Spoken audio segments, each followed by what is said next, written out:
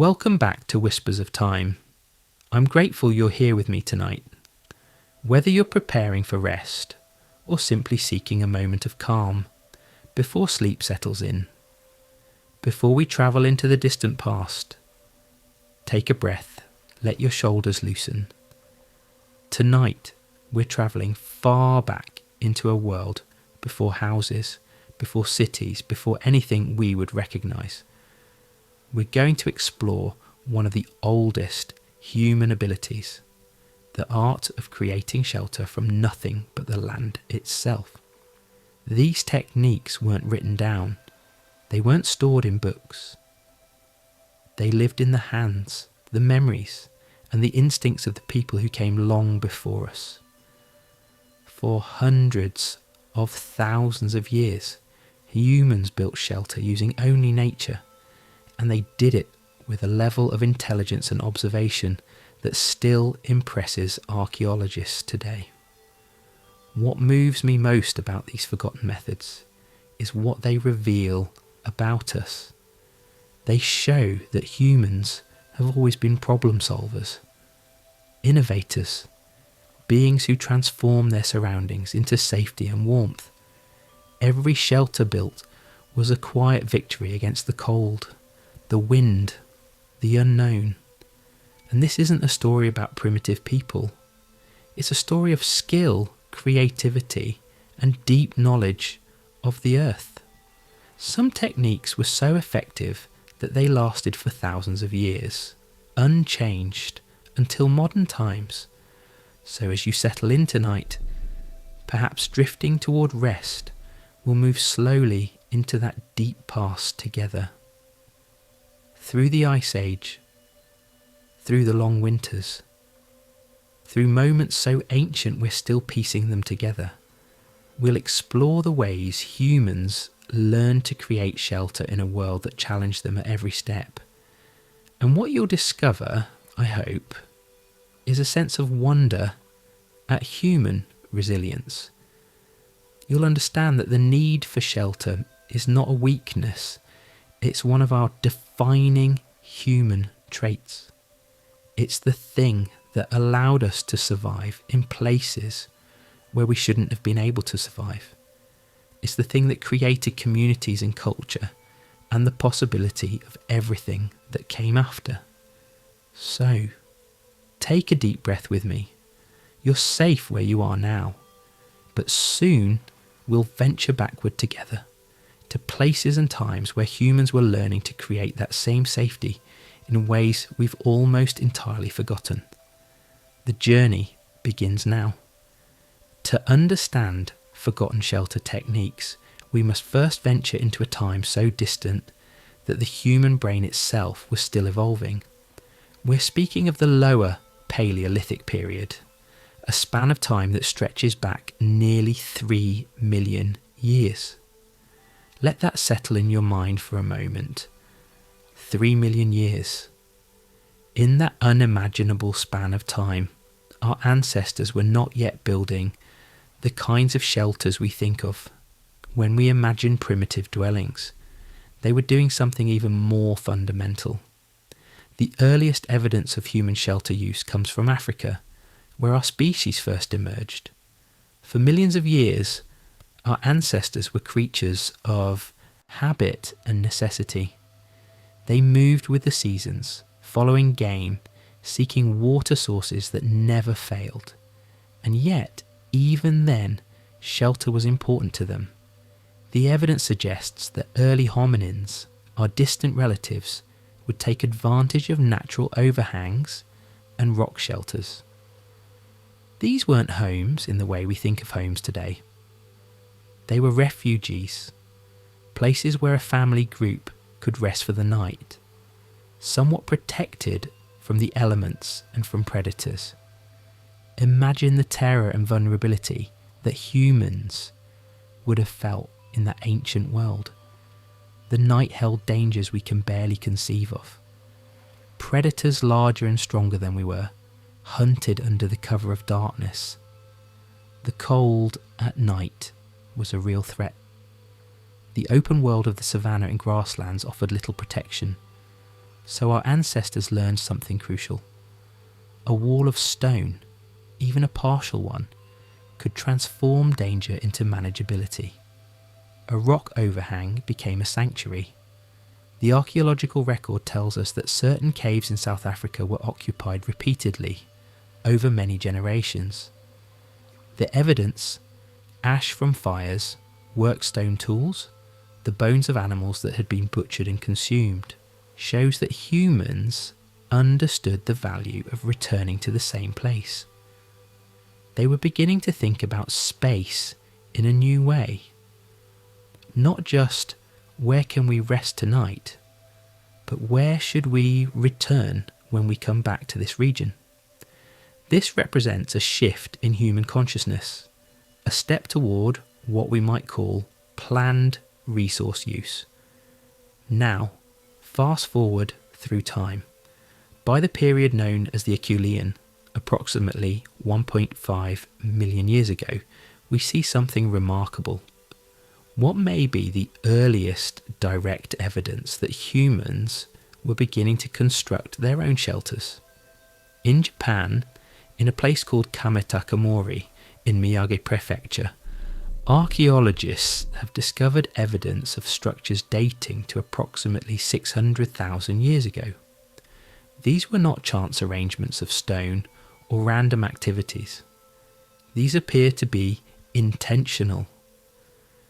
Researchers found pits in the ground, some measuring only 15 to 20 centimetres in diameter, arranged in patterns. The interpretation is haunting and beautiful. These were the post holes where wooden pillars once stood. Humans had dug into the earth, secured poles, and created a framework, a shelter, a home. Think about what that means. It means that some ancestor of ours, understood that you could take materials from the landscape and arrange them in a way that created enclosure. It means they understood the geometry of shelter, even if they couldn't articulate it in those terms. It means they had the vision to imagine a place that didn't yet exist, and the ability to make that vision real. Around 400,000 years ago, in southern France near Nice, archaeologists have excavated a site called Terra Amata.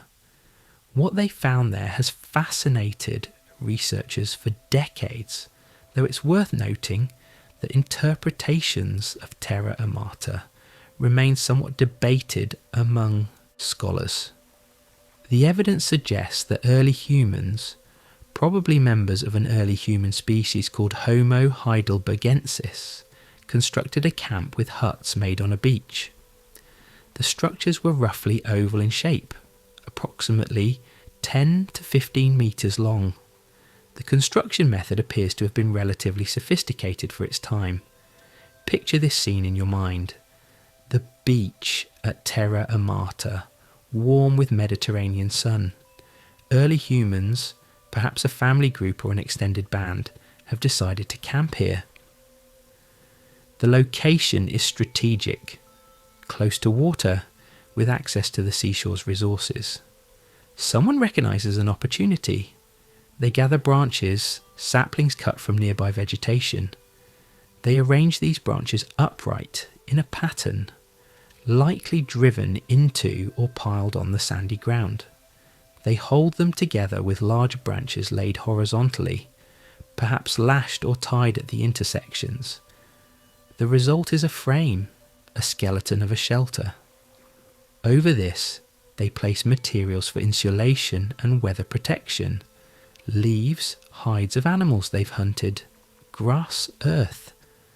A hearth is positioned inside or near the entrance, creating warmth and light. The structure itself might have lasted weeks or months. But what's crucial is that it wasn't temporary in spirit. It was constructed with intention and care. Archaeologists have found evidence of floor areas inside the structures. Near what appear to be entrances, they found tools and the remnants of meals. This wasn't a place someone huddled in desperation. It was a place where humans had made a decision.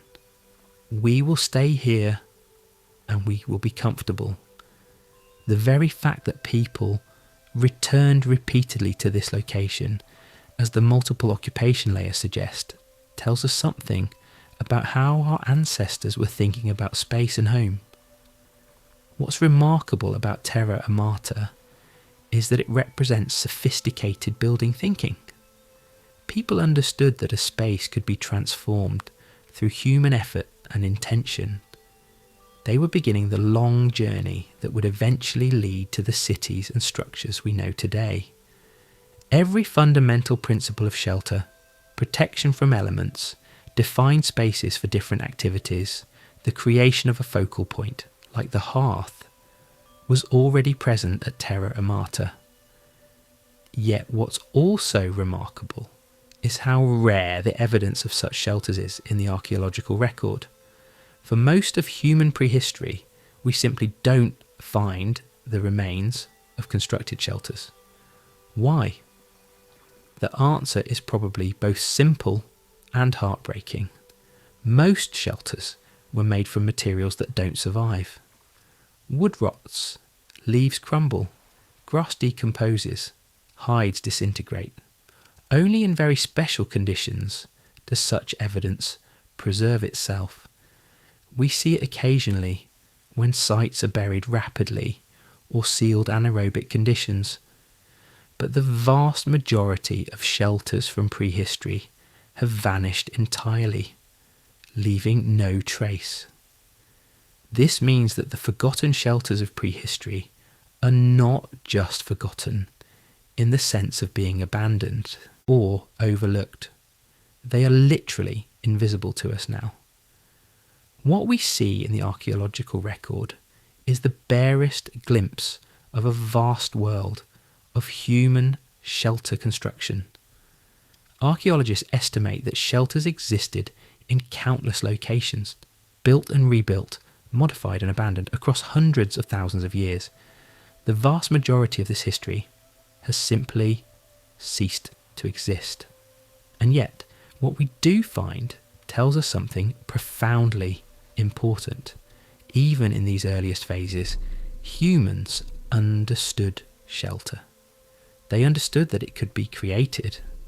They understood that the right location, the right structure could protect them. They possessed not just the need for shelter, but the ability to innovate and construct it. This was not a species struggling merely to exist. This was a species that was creating culture, building tradition, making choices about how to live. The shelters of the lower and middle Paleolithic, these deep forgotten structures, were the foundation for everything that came after. They were the first expressions of a uniquely human capacity, the ability to transform our environment deliberately, to create spaces that reflect our values and our needs. Every modern building, every house and apartment and structure we inhabit today traces its lineage back to those early humans who first understood that we could make the world more suitable for living in. Now we move forward in time, forward through hundreds of thousands of years, to a moment when the world was gripped by cold, unlike anything modern humans have experienced. We're speaking of the Ice Age, specifically the last glacial maximum, roughly 25,000 to 15,000 years ago. The climate was harsh beyond imagination. Temperatures plunged to levels that would kill an unprepared human within hours of exposure.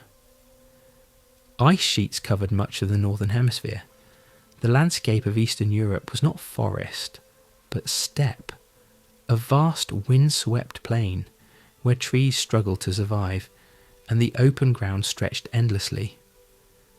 And yet, humans were living there, not trying to escape to warmer climates, not huddling in caves awaiting rescue, but living, hunting, thriving, building complex communities. How? The answer is one of the most remarkable and bizarre shelter techniques ever conceived. Houses built from the bones of woolly mammoths. Let yourself imagine this scene. Picture a hunter-gatherer community in what is now Russia, near the Don River, in a place called Kostenki. The season is winter. The temperature drops to perhaps negative 20 degrees Fahrenheit or colder. The wind howls across the plain. Trees are sparse. Fuel is limited. How do you create shelter in such a place? How do you protect yourself from the elements? The humans at Kostenki found an answer that's almost shocking in its ingenuity. They built houses from the largest animal bones available. Woolly mammoths had roamed these plains for millennia. When mammoths died, whether from old age, disease, or other causes, their massive skeletons remained. A mammoth is a huge creature. An adult woolly mammoth could weigh as much as 6 tons. Every bone was thick, heavy, and durable. Archaeologists have excavated what is believed to be one of the largest mammoth bone structures ever discovered. The site at Kostenki 11, dating to approximately 22,000 to 25,000 years ago, shows a structure measuring roughly 11 to 12 metres in diameter, a massive circular building by any standard, let alone by the standards of the Ice Age. The construction involved the bones of at least 60 woolly mammoths. Let that number settle in your mind. 60 individual mammoths. Not just a few scattered bones, but a deliberate, systematic collection of bones arranged in a specific pattern. When archaeologists excavated this site, they found the bones arranged in a rough circle. The largest bones, femurs, massive leg bones that could be 8 feet long or more, formed the outer ring. Tusks, with their natural curve, were positioned in particular ways. Skulls were incorporated as well. The entire structure, when viewed from above, created a defined circular space. This wasn't random piling. This was planned. This was architecture. The construction process would have taken significant time and effort. Mammoth bones are extraordinarily heavy. A single femur can weigh hundreds of pounds.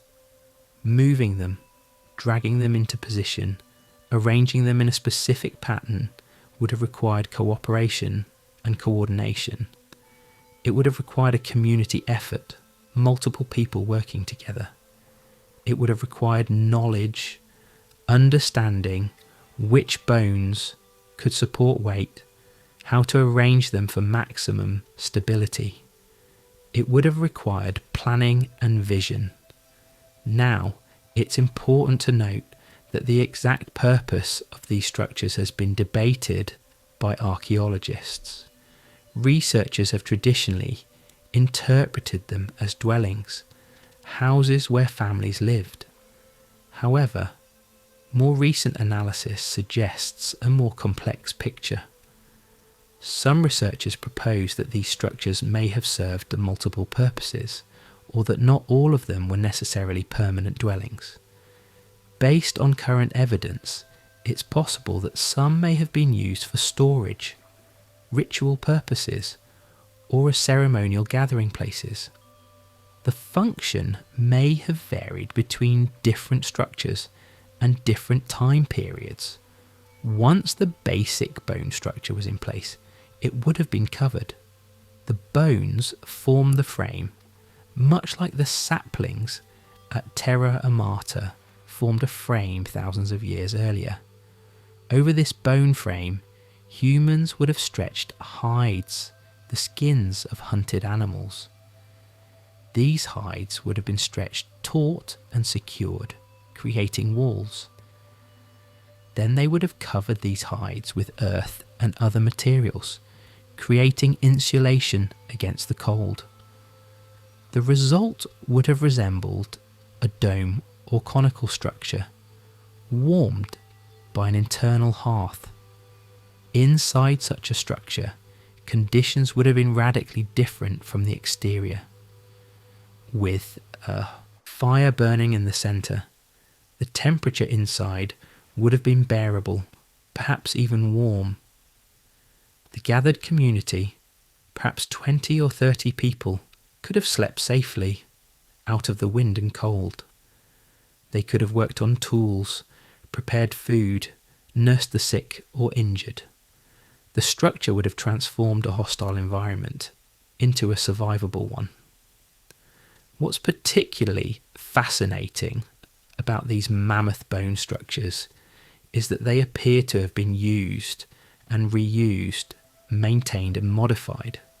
This suggests that they weren't temporary emergency shelters, but rather more permanent or semi-permanent installations. They may have been occupied repeatedly over seasons or years. Some structures show evidence of multiple phases of use and modification. One of the most intriguing questions about these structures is, where did the bones come from? Were mammoths actively hunted to obtain bones for construction? Or were the bones scavenged from mammoths that had died of natural causes? Or perhaps both? Recent biomolecular analysis, the study of ancient DNA and other biological material, suggests that the answer is complex. At Kostenki 11, researchers found evidence of primarily female mammoths represented in the bone assemblage, with more females than male mammoths. This pattern was unexpected. Some researchers have theorized that bones may have been scavenged from multiple sources over time, possibly including from areas where female herds congregated naturally. This represents an extraordinary human achievement, the gathering and systematic use of materials across the landscape and, perhaps, across time. The presence of charred wood inside these structures tells us something equally fascinating.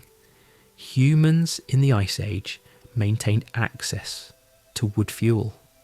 This is remarkable because the steppe landscape was treeless or nearly treeless. Yet recent studies of tree rings from this charred wood reveal something poignant. The trees that survived on the Ice Age steppe were stressed, their growth rings narrow, indicating a harsh environment. These were trees struggling to survive, yet humans managed to harvest wood from them, collect it, and use it for fuel. The mere act of gathering fuel would have been a significant undertaking. Multiple mammoth bone structures have been found at various sites across Eastern Europe. The sites at Kostenki in Russia, locations in Ukraine along the Dnieper River, and in Moravia in the Czech Republic all contain evidence of similar constructions. The oldest known examples date to roughly 25,000 years ago. The structures continued to be built through the last glacial maximum and into the late Ice Age. Over several thousand years, humans refined the technique, building more elaborate structures, more sophisticated arrangements. The discovery and archaeological study of these mammoth bone structures has revealed something crucial about Ice Age human societies. They were not fleeing the cold to warm refugees. They were not struggling to survive at the edge of human capability. Instead, they were engineering solutions to problems. They were organising labour at a scale that suggests considerable social complexity. They were building structures that required planning and vision. They were settling in particularly advantageous locations and establishing communities there. The mammoth bone structures represent a phase in human development where we were becoming more sedentary, more invested in particular places. These weren't structures that could be easily abandoned or quickly relocated. A mammoth bone house was a significant investment. Building one meant your community was committing to staying in that location for an extended period. It meant you had developed a detailed knowledge of the resources available there. It meant you had established a social organisation complex enough to coordinate the collection and arrangement of materials and to carry out such ambitious construction projects. Moreover, the mammoth bone structures tell us something about the role of large animals in Ice Age human society. Mammoths were more than food sources. They were central to survival. Their bones provided building material. Their meat provided sustenance. Their hides provided coverings. In a real sense, mammoths enabled the settlement of the steppe. Without mammoths, without the possibility of hunting or scavenging from them, humans probably could not have thrived in such harsh environments. The relationship between humans and mammoths was fundamental to Ice Age culture. The mammoth bone structures have been forgotten in the sense that this technique was abandoned after the Ice Age ended. As the climate warmed, mammoth populations declined and eventually went extinct. The necessity for such elaborate bone-based structures disappeared, but the memory of this technique wasn't erased all at once.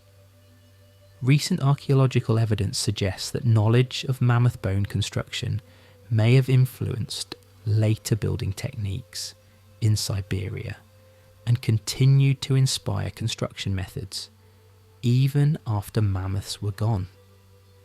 The technique itself may have evolved and transformed, becoming something new and different. For those of us contemplating shelter from the comfort of our modern homes, there's something humbling about these Ice Age structures. They remind us that humans can adapt to almost anything. They remind us that innovation isn't something that appeared with modern science.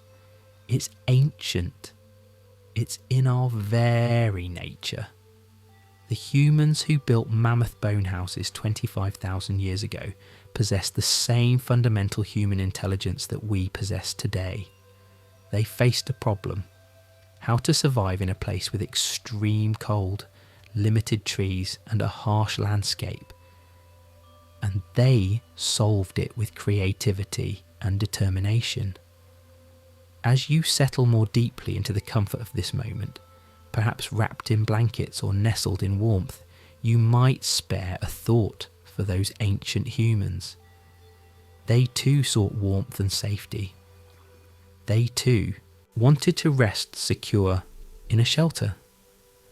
They too gathered with their communities and have found solace in protected spaces.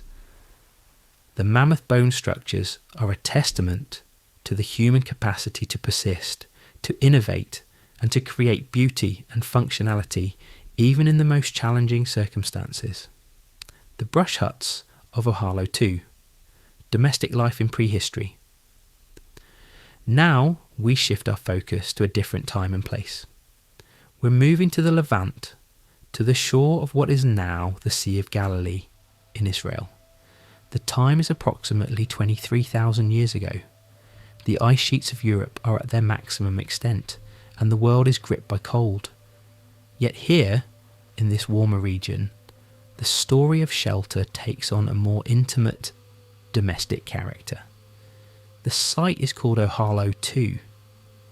For most of its existence, Ohalo 2 rested beneath the waters of the Sea of Galilee, submerged and invisible. It wasn't until 1989, when an extended drought caused water levels to drop dramatically, that the site became accessible. And what archaeologists found was extraordinary. One of the best preserved early human settlements ever discovered. Imagine a community living beside the sea. Imagine their shelters not built from massive bones, but from branches and brush, and the materials of the local landscape. Imagine the care they took to construct living spaces. This is what Ohalo 2 reveals. The site contains the remains of 6 small huts. These weren't the large communal structures of Kostenki. These were smaller, more intimate shelters, each designed perhaps for a single family or small group. The huts were oval in shape, measuring between 9 and 16 feet long. The construction method was sophisticated for its time. Builders would have dug shallow depressions in the ground, bowl-shaped excavations perhaps a foot or two deep. These weren't casual holes. They were measured, intentional. Into this depression, they would have positioned branches and brushwood, creating a framework. The branches would have been arranged to create walls, perhaps even a peaked roof structure. The result would have resembled a small dome or oval chamber. To weatherproof such a structure, they would have covered the branches with plant materials, hides and earth. What makes Ohalo 2 truly remarkable, what makes it sacred ground for archaeologists interested in prehistoric daily life, is that it has preserved something we almost never see: the interior floors of these huts. Because the site was rapidly submerged and covered by silt, anaerobic conditions prevented the normal decay process. The organic materials that normally vanish completely were preserved in extraordinary detail, and what was preserved tells us an extraordinary story about domestic life. Inside one of the huts, archaeologists discovered something never before found in such an ancient context: evidence of structured bedding. Imagine an archaeologist carefully excavating, removing layer after layer of sediment, when suddenly they encounter something remarkable: the remains of grass arranged in a deliberate pattern around a central hearth. This wasn't random accumulation. This wasn't garbage or debris. These were thick bunches of grass, specifically chosen, specifically arranged. The grass was Puccinellia convoluta, a particular species that grew near the Sea of Galilee. Someone had harvested this grass, bundles of it, and arranged the bundles on the floor of the hut in a pattern resembling roof shingles. The bunches were layered, overlapping, creating insulation and comfort. Over this grass bedding, a layer of clay had been compressed, perhaps deliberately applied, perhaps the result of repeated use. The effect would have been like a modern area rug, but made from natural materials. It would have provided insulation from the cold ground, cushioning for the body, and a warmer place to sleep. This is the world's oldest evidence of deliberately constructed bedding. Let that sink in. Humans 23,000 years ago understood not just the need for shelter, but the need for comfort within shelter. They didn't just create a room, they created a bed. They thought about how they would rest, and they took deliberate steps to make resting more comfortable. Around this central hearth area, archaeologists found evidence of different activities. Bone tools, stone tools, and the remnants of meals suggested that different areas of the hut were used for different purposes. There appear to have been zones for sleeping, zones for working, zones for food preparation. The hut wasn't just a place to weather out the night. It was a home, with different spaces for different activities. This represents something psychologically and socially significant. These people had moved beyond thinking about shelter as mere protection. They had begun to think about space organisation, about domestic life, about creating functional areas within a single structure. The hearths at Ohalo 2 are also revealing.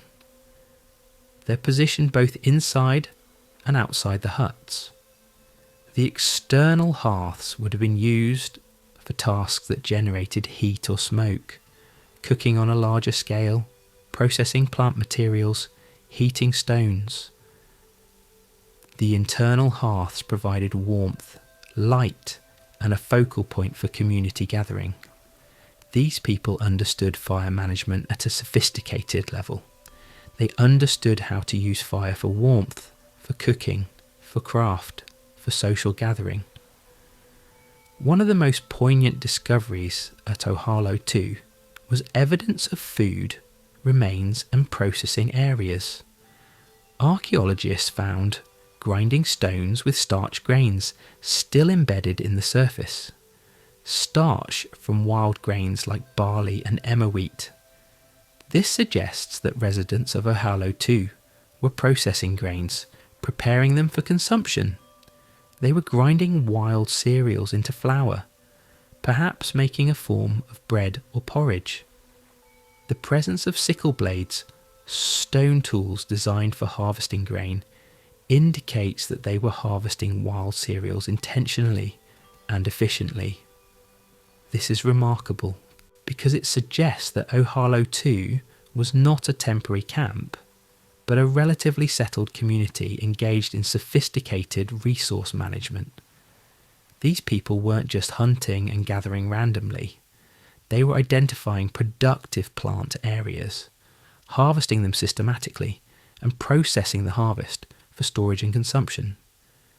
They were living at a stage between pure hunter-gatherer mobility and full agricultural settlement, what some researchers call proto-cultivation or early cultivation. The site reveals a community that had time for more than mere survival. Archaeologists found beads, objects that served no practical purpose but were clearly valued. They found decorated objects. They found what appears to be artistic activity. The cave and rock shelter communities of Europe were creating art on walls and surfaces. The people of Ohalo 2 were creating decorative objects and small sculptures. They were investing energy in activities that went beyond the immediate practical needs of survival. The settlement appears to have existed for perhaps a few generations, maybe a century or so of occupation, or perhaps sporadic return to the site across a longer period.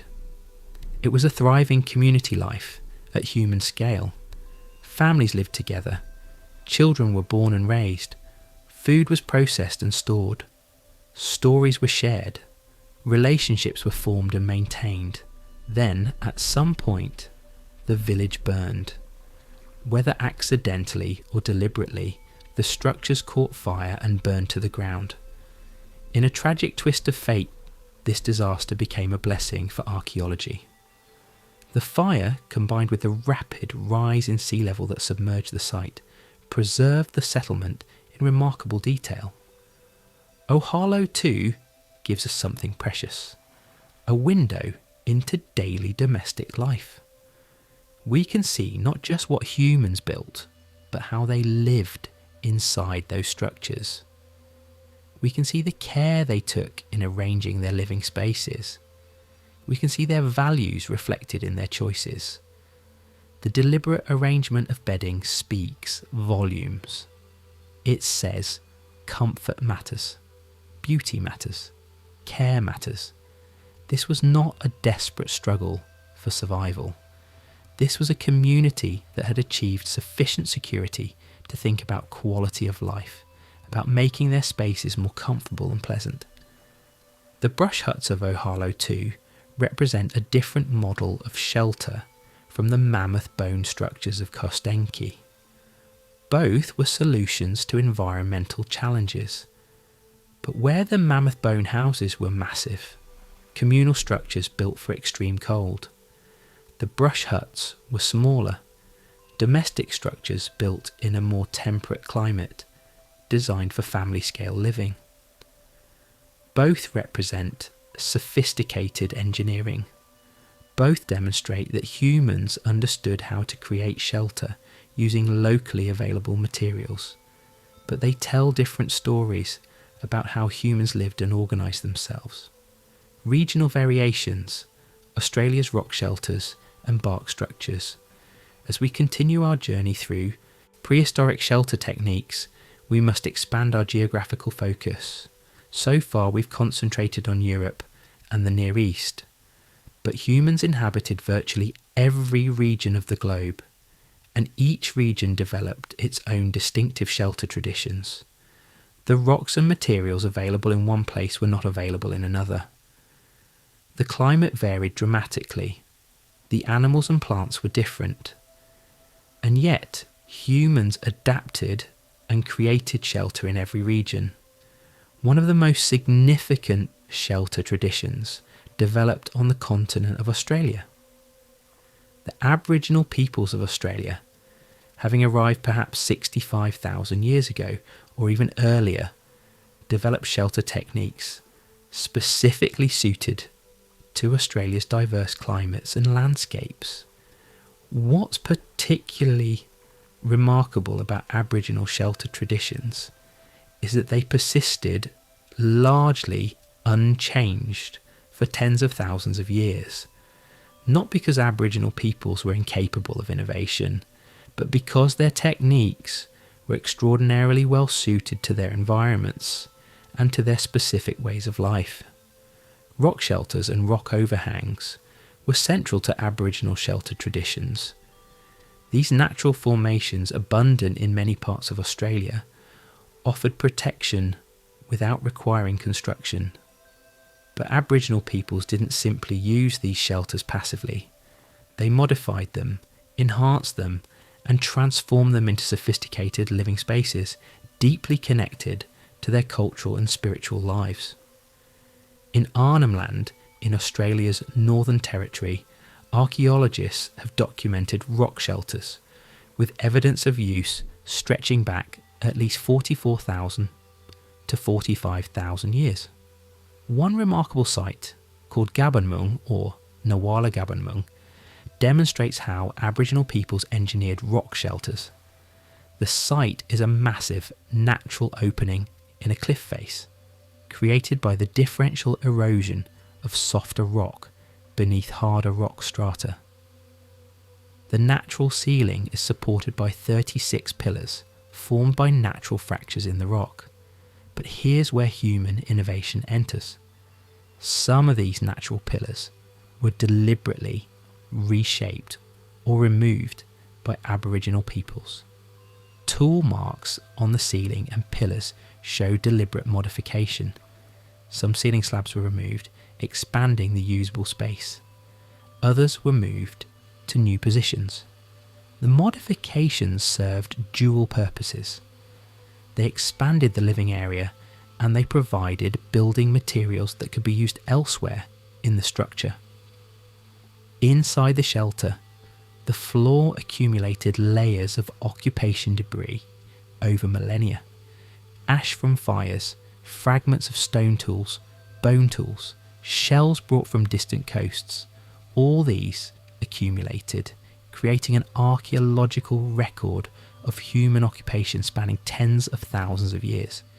Most remarkably, the ceiling is covered with rock art, paintings of fish, crocodiles, wallabies, and spiritual figures. The paintings themselves are old, some reliably dated to more than 28,000 years, making them among the oldest securely dated rock art in the world. Some paintings appear to have been renewed and repainted repeatedly over millennia, suggesting a continuous cultural practice spanning vast periods of time. What does this tell us? It tells us that Aboriginal peoples invested in their rock shelters over generations. They didn't merely use them passively, they enhanced them, decorated them, and maintained them. A rock shelter became a cultural space, a home, a gallery for artistic expression. The paintings weren't casual doodles. They were significant, representing animals important to diet and culture, and spiritual figures essential to belief systems. The paintings may have served multiple purposes: documenting food resources, recording spiritual beliefs, marking territorial use, or serving ceremonial functions. But rock shelters, while important, weren't the only Aboriginal shelter. In different climates and seasons, Aboriginal peoples constructed temporary structures. In forested areas of Australia, people built lean-to shelters by leaning branches or large sheets of bark against a tree or rock. In areas where paper bark and stringy bark were available, people constructed more sophisticated structures. A framework of saplings would be lashed together with plant fibre cordage. This framework would then be covered with overlapping sheets of bark, creating weather-resistant walls and roofs. The construction of these bark structures was often a communal activity. Historical accounts from European colonisers describe the process. Men would cut and gather the wood for the frame, while women collected bark and plant materials. The work was often divided by gender, but represented a unified effort. The resulting structures, called gunyas or humpy in English colonial terminology, were surprisingly effective and comfortable.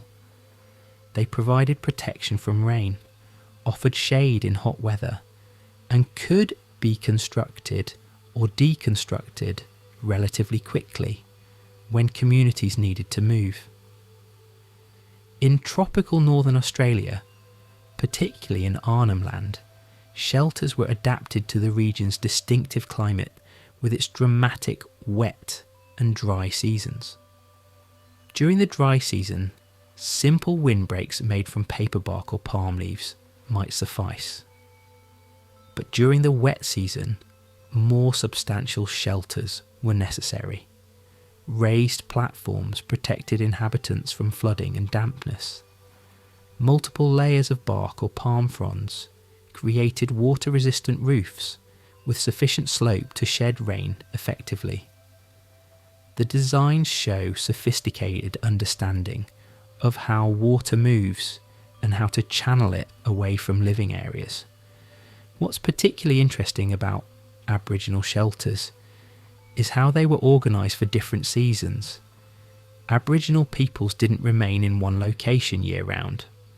Instead, they followed a seasonal pattern of movement, returning to the same locations at the same times each year. This pattern was refined over countless generations and reflected deep ecological knowledge. A particular rock shelter might be the preferred location during winter but abandoned during summer when other resources were more abundant elsewhere. A temporary camp location near a seasonal water source might be occupied only during the dry season. This seasonal mobility created what might be called a sophisticated shelter economy. Different types of shelters served different purposes. Permanent or semi-permanent structures like rock shelters served as bases that could be returned to repeatedly, enhanced and maintained. Temporary structures served as camp shelters during seasonal travels. The materials for these structures were intimately known, which bark from which tree worked best, how to preserve it, how to lash it. The construction techniques were refined through generations, optimised through observation and experimentation. In different regions of Australia, shelter styles varied. On the southern coast of Tasmania and southern Australia, the climate was cool and wet. Shelters were more substantial, with better insulation. In the central desert regions, where temperatures fluctuated dramatically between scorching hot days and cold nights, shelters needed to provide both shade and insulation. In tropical areas, ventilation and rain shedding were paramount. One particularly fascinating shelter type that persisted in Australia was a dome-shaped or beehive-shaped structure built in some areas. These structures were constructed by bending branches into a dome framework, then covering the frame with bark, grass or palm fronds. The result resembled a beehive or a dome tent. These structures were remarkably efficient. They required minimal materials but created an enclosed, protected space. The dome shape was particularly clever. It distributed weight evenly across the structure and shed water efficiently. The sophistication of Aboriginal shelter techniques becomes even more apparent when we consider that the materials themselves had multiple uses. Bark wasn't just for shelter. It was used for containers, for canoes, for clothing, for art. The saplings and branches weren't just structural materials. They could be used for tools, weapons, and implements. A particular tree species might provide food as well as building material. This meant that choosing a shelter location wasn't just about finding a place protected from weather. It was about finding a place rich in resources, where the necessary materials could be sustainably gathered without requiring extensive travel.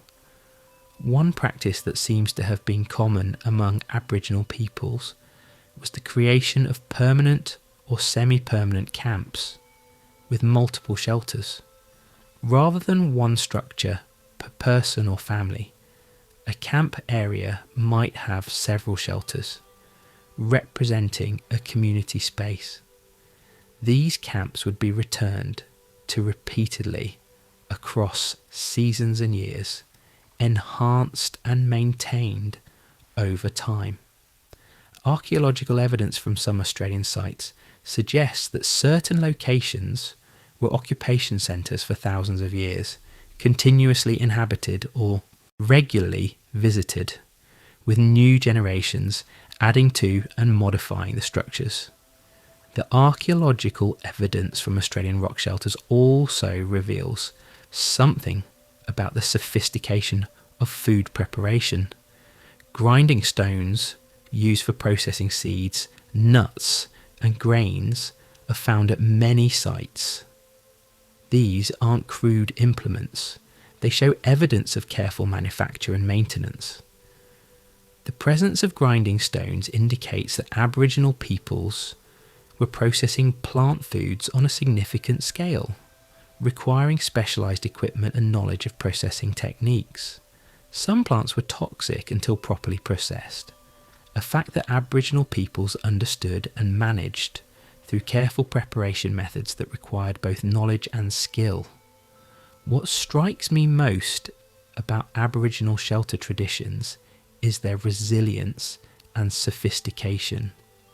These techniques, refined over tens of thousands of years, represented an accumulated knowledge system, a technology that was perfectly suited to its environment. When European colonisers arrived in the late 18th century, they viewed Aboriginal shelters as primitive or inadequate. They deemed them insufficient.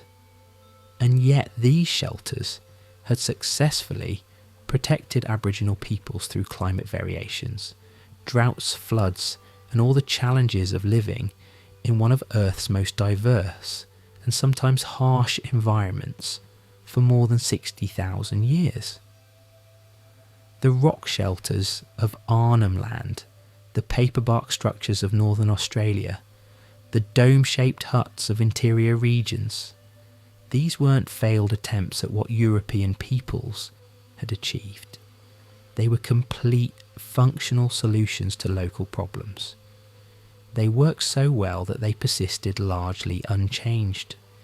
Sometimes resilience and sophistication look like conservatism. Sometimes when a solution works beautifully, there's no reason to change it. Temperate zone innovations, earth lodges, and fire management. As we move further through prehistoric time and across different geographic regions, we encounter shelter traditions that adapted to temperate climates, regions of seasonal change, with warm summers and cold winters, with forests and grasslands in dynamic balance. These environments presented particular challenges. Sufficient wood for construction, but also sufficient cold to require serious insulation and heat management. Abundant game, but also seasons of scarcity. The shelters that developed in response to these conditions reveal a sophisticated understanding of thermal engineering and seasonal adaptation. One particularly important shelter type in temperate regions was the semi-subterranean dwelling, sometimes called a pit house or earth lodge. Evidence of such structures appears in archaeological sites across North America, Europe and Asia dating back thousands of years. These structures represented a different approach to shelter than the surface-built huts we've explored. Instead of building up, these builders dug down. Imagine a community recognizing a simple thermodynamic principle, one that might arise from practical observation rather than abstract thought. The deeper you go into the earth, the more the temperature remains stable. The surface temperature might swing wildly with seasons and times of day, but a few feet beneath the surface, the temperature stabilizes. It's warmer in winter, cooler in summer. This principle, observed through experience and intuition, led to a shelter innovation. Dig a large depression into the ground, construct a roof over the depression, and live partially underground. Archaeological sites in the Shuang River Valley in China show evidence of such dwellings dating to approximately 8,000 to 9,000 years ago. The structures were roughly circular, sometimes 8 to 10 metres in diameter. They were dug roughly 1 metre into the ground. A significant engineering effort with stone tools, but achievable over time through sustained labour. The floor of the depression was often compacted hard earth or stone. The roof structure was built above ground level, creating an enclosed space with the benefits of both a surface shelter and a partially underground refuge. The roof construction is where the ingenuity becomes particularly evident. A central post or multiple central posts supported the structure. From these central supports, beams radiated outward, leaning down to rest on the perimeter of the pit. This created a conical or dome-shaped roof. The framework was then covered with branches, bark and grass for waterproofing and insulation. Earth or sod was placed over this covering, adding both weight for stability and excellent insulation. The result was a structure that was simultaneously embedded in the earth and protected from it, taking advantage of the earth's thermal properties while remaining dry and habitable. The interior was accessed via a ramp or steps leading down into the pit. A hearth was positioned in the centre or to one side. The smoke from the fire would rise through an opening in the roof. In winter, the warmth from the fire would be trapped inside the semi-subterranean structure, creating a relatively comfortable living space. In summer, the semi-underground location would provide natural cooling.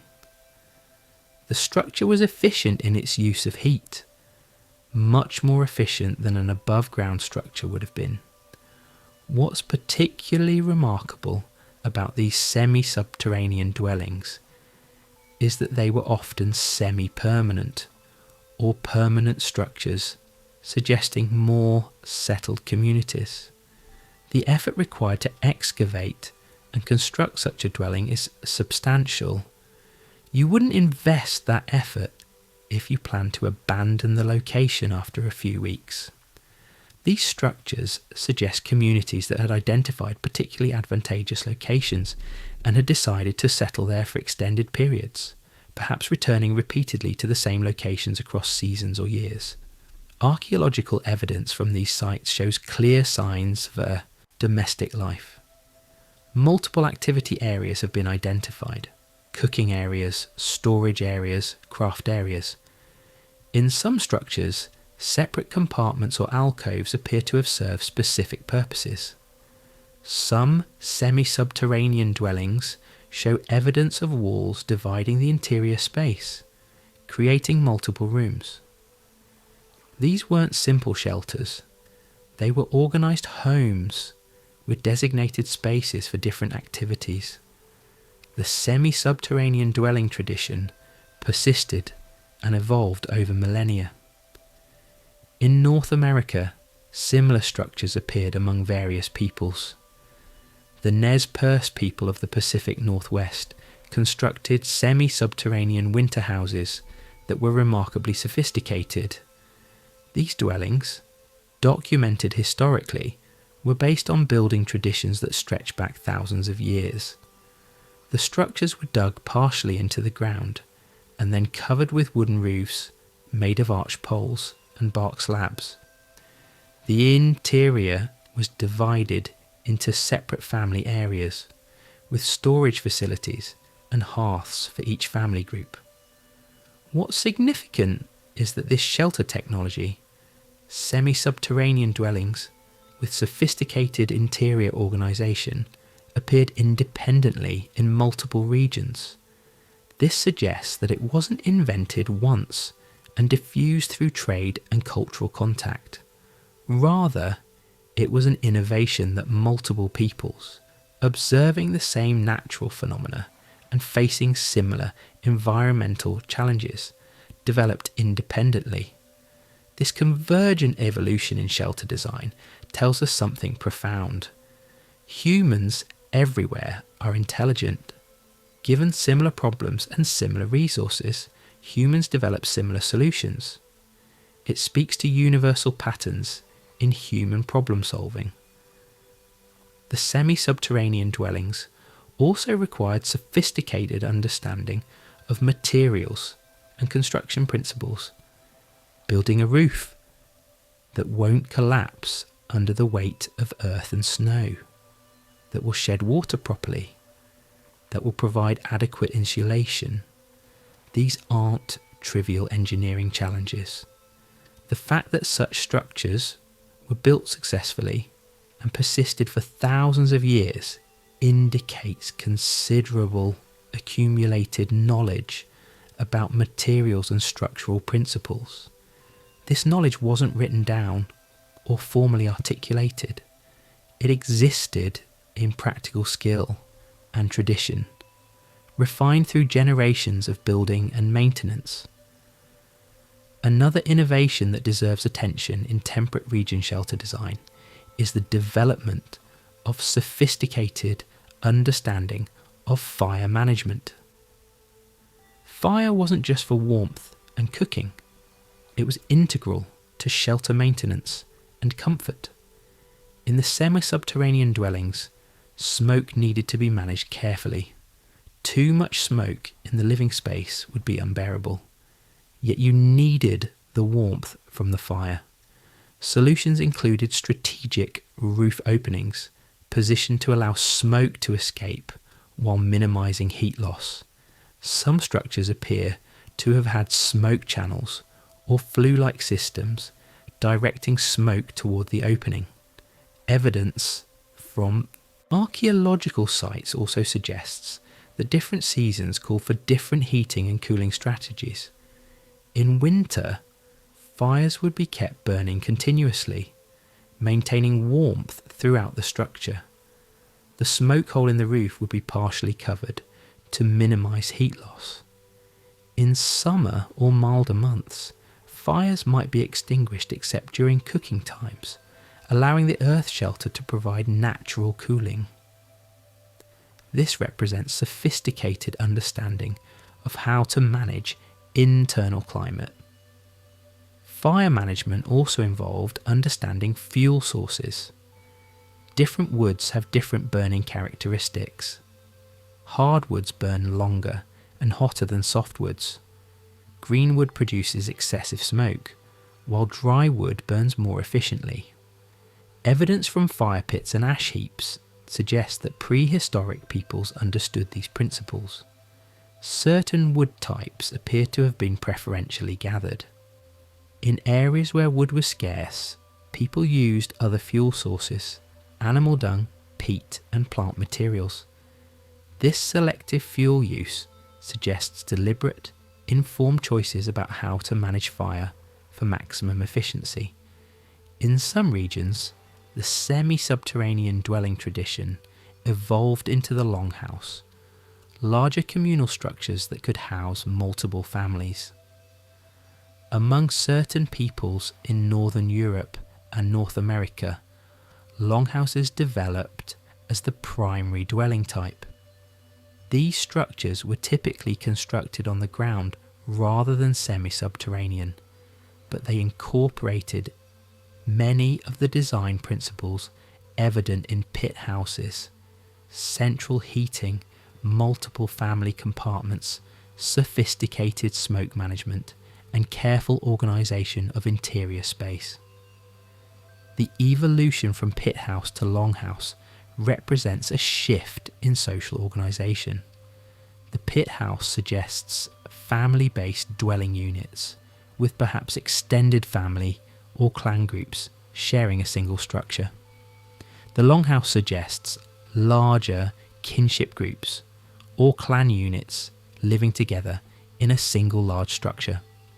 Yet both represent careful engineering and planning. Both represent communities that had invested significant labour in creating sophisticated shelter.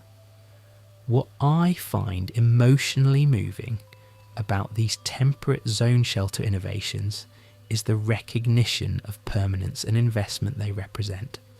The people who dug semi-subterranean dwellings were saying, in effect, we will live here. We will invest in this place. We will build structures that will last. This is not a temporary camp mentality. This is a settled society mentality. It suggests psychological and social developments beyond mere survival. It suggests people who were thinking about home, about creating places of comfort and organisation. The semi-subterranean dwelling traditions also reveal something about gender relations in prehistoric societies. In many of these sites, the structures themselves are evidence of cooperative labour. The excavation work, the gathering and preparation of materials, the actual construction, these would have required coordination among multiple people.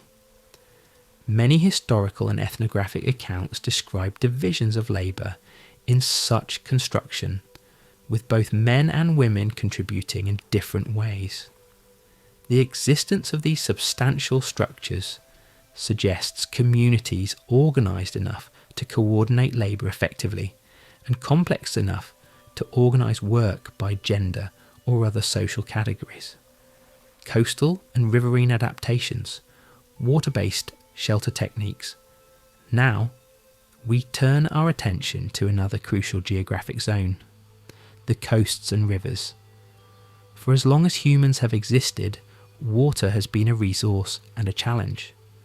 Rivers and coasts provided abundant food sources, fish, shellfish, aquatic mammals, but they also presented dangers. Seasonal flooding could destroy shelters. Waterborne diseases could spread in damp conditions. Erosion could undermine structures. And yet, the abundance of resources meant that humans were drawn to these locations.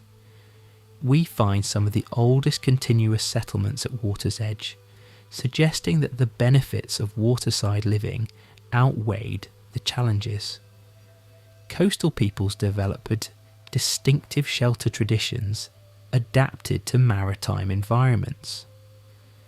In the islands of Southeast Asia, peoples developed shelter technologies that dealt with high humidity, heavy rainfall, and the challenges of living in tropical maritime environments. The traditional stilt house, a structure built on posts above the ground or water, appears to have ancient origins, though the exact dating remains debated among archaeologists. The underlying concept, a portable, elevated structure with particular advantages, seems to represent an innovative solution refined over generations. Stilt houses provide multiple advantages in tropical and subtropical coastal environments. Raising the structure above ground level protects inhabitants from flooding during high water periods. It improves ventilation, crucial in hot, humid climates where dampness and mould are constant threats. It provides storage space beneath the house, valuable real estate that can be used for boats, tools or goods. In coastal areas with mangrove forests, stilt houses could be built literally over water, with access by boat or bridge. The elevation also provides protection from some ground-based predators and pests. The construction of stilt houses requires particular engineering knowledge. Posts must be driven deep enough to ensure stability in various soil conditions. They must be resistant to rot and to the damage caused by water, salt spray and marine organisms. Different wood species were selected for their durability. In Southeast Asia, mangrove wood became favoured for stilt construction because of its exceptional resistance to decay and marine damage. The wood is hard, dense and remarkably resistant to the shipworms and other marine organisms that destroy softer woods. This represents sophisticated materials knowledge, understanding that different wood species have different properties and selecting materials accordingly. The platform, constructed on top of the posts, needed to be carefully designed to shed water while allowing air circulation. The superstructure, the walls and roof, needed to protect against tropical downpours while allowing ventilation. Solutions included steeply pitched roofs that shed water efficiently, wall panels that could be removed or adjusted for ventilation, and overhanging eaves that protected walls from driving rain while allowing airflow. These aren't crude constructions. They represent refined solutions to complex environmental problems. One particularly sophisticated example of stilt house development can be seen among the Barjau people of Southeast Asia, traditionally known as sea gypsies. The Barjau developed remarkable maritime shelter technology, including houses built on the water and adapted boats that served as both transportation and shelter. The traditional Barjau boathouse represents an evolution of shelter technology specifically adapted to maritime life. These boats, while functional as vessels for fishing and transportation, also served as homes. The curved wooden hull provided the basic structure. Covers made of woven palm fronds or canvas created enclosure and protection. The boathouse combined two functions, shelter and transportation, in a single structure, reflecting a deep adaptation to maritime living. This maritime shelter technology represents a cognitive shift. It says, you don't have to live on land. You can create shelter on water. For peoples who relied heavily on maritime resources, this was transformative. It meant that communities could remain close to fishing grounds throughout the year. It meant that people could live in boats during fishing season and in shore structures during other seasons. The flexibility allowed people to optimize resource use and to respond to seasonal variations in food availability. Inland, along major river systems, people developed similar water-adapted shelter traditions. The river valleys of China, the Danube in Europe, and the Mississippi in North America all show evidence of prehistoric peoples creating communities at water's edge. Rivers provided not just food, but also transportation routes and access to water for drinking and tool manufacture. Shelter placed on a river's bank meant convenient access to these resources. It meant visibility of approaching travellers or potential threats. it meant the possibility of water-based trade and communication with distant peoples. Archaeological evidence from riverside settlements shows sophisticated understanding of water dynamics. Shelters were often positioned above the likely flood level, suggesting experience with seasonal flooding and the knowledge to build above it. Based on what evidence remains, some settlements show what may have been constructed embankments or barriers designed to manage water flow and protect structures. The positioning of settlements often corresponded with knowledge of local geography, areas where flooding was less likely, where water flow was manageable, where multiple resources converged. In river valley settlements, we find evidence of elaborate fishing technology. Weirs, structures built in rivers to direct fish into catching areas, represent substantial investments in resource infrastructure. These weren't casual or temporary structures. They were permanent or semi-permanent installations that served communities repeatedly across seasons. The presence of such structures suggests that communities saw rivers not just as places to live, but as places to be actively managed and engineered for optimal resource production. This is not passive habitation. This is active landscape management and sophisticated understanding of how to work with natural systems. One particularly fascinating aspect of water-based settlement is the development of specialised storage structures. In damp environments, food preservation was a constant challenge. Dried fish and meat needed to be kept dry despite high humidity and seasonal flooding.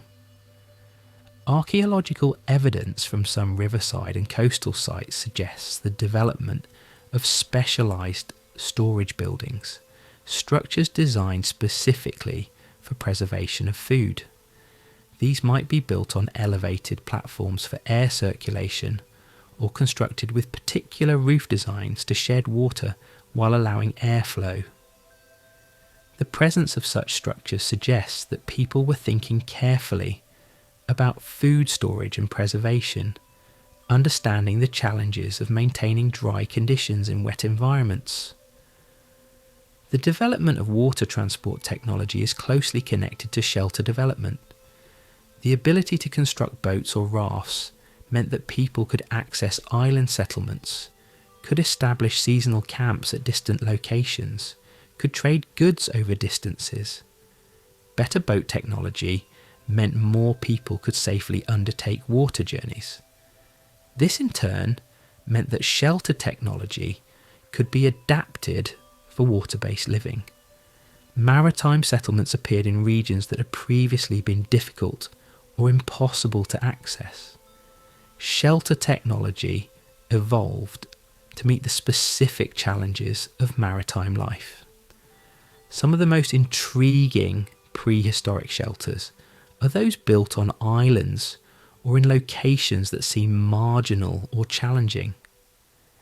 Easter Island, for instance, shows evidence of prehistoric settlement dating back roughly 200 years. The inhabitants developed shelter technologies adapted to this remote Pacific island environment. Some shelters were constructed using stone, both the walls and the roof. Some incorporated stone foundations with structures built above ground. The distinctive architecture of Easter Island, including the famous Moai statues, demonstrates that even in remote, resource-limited locations, people developed sophisticated building traditions that reflected their values and spiritual beliefs.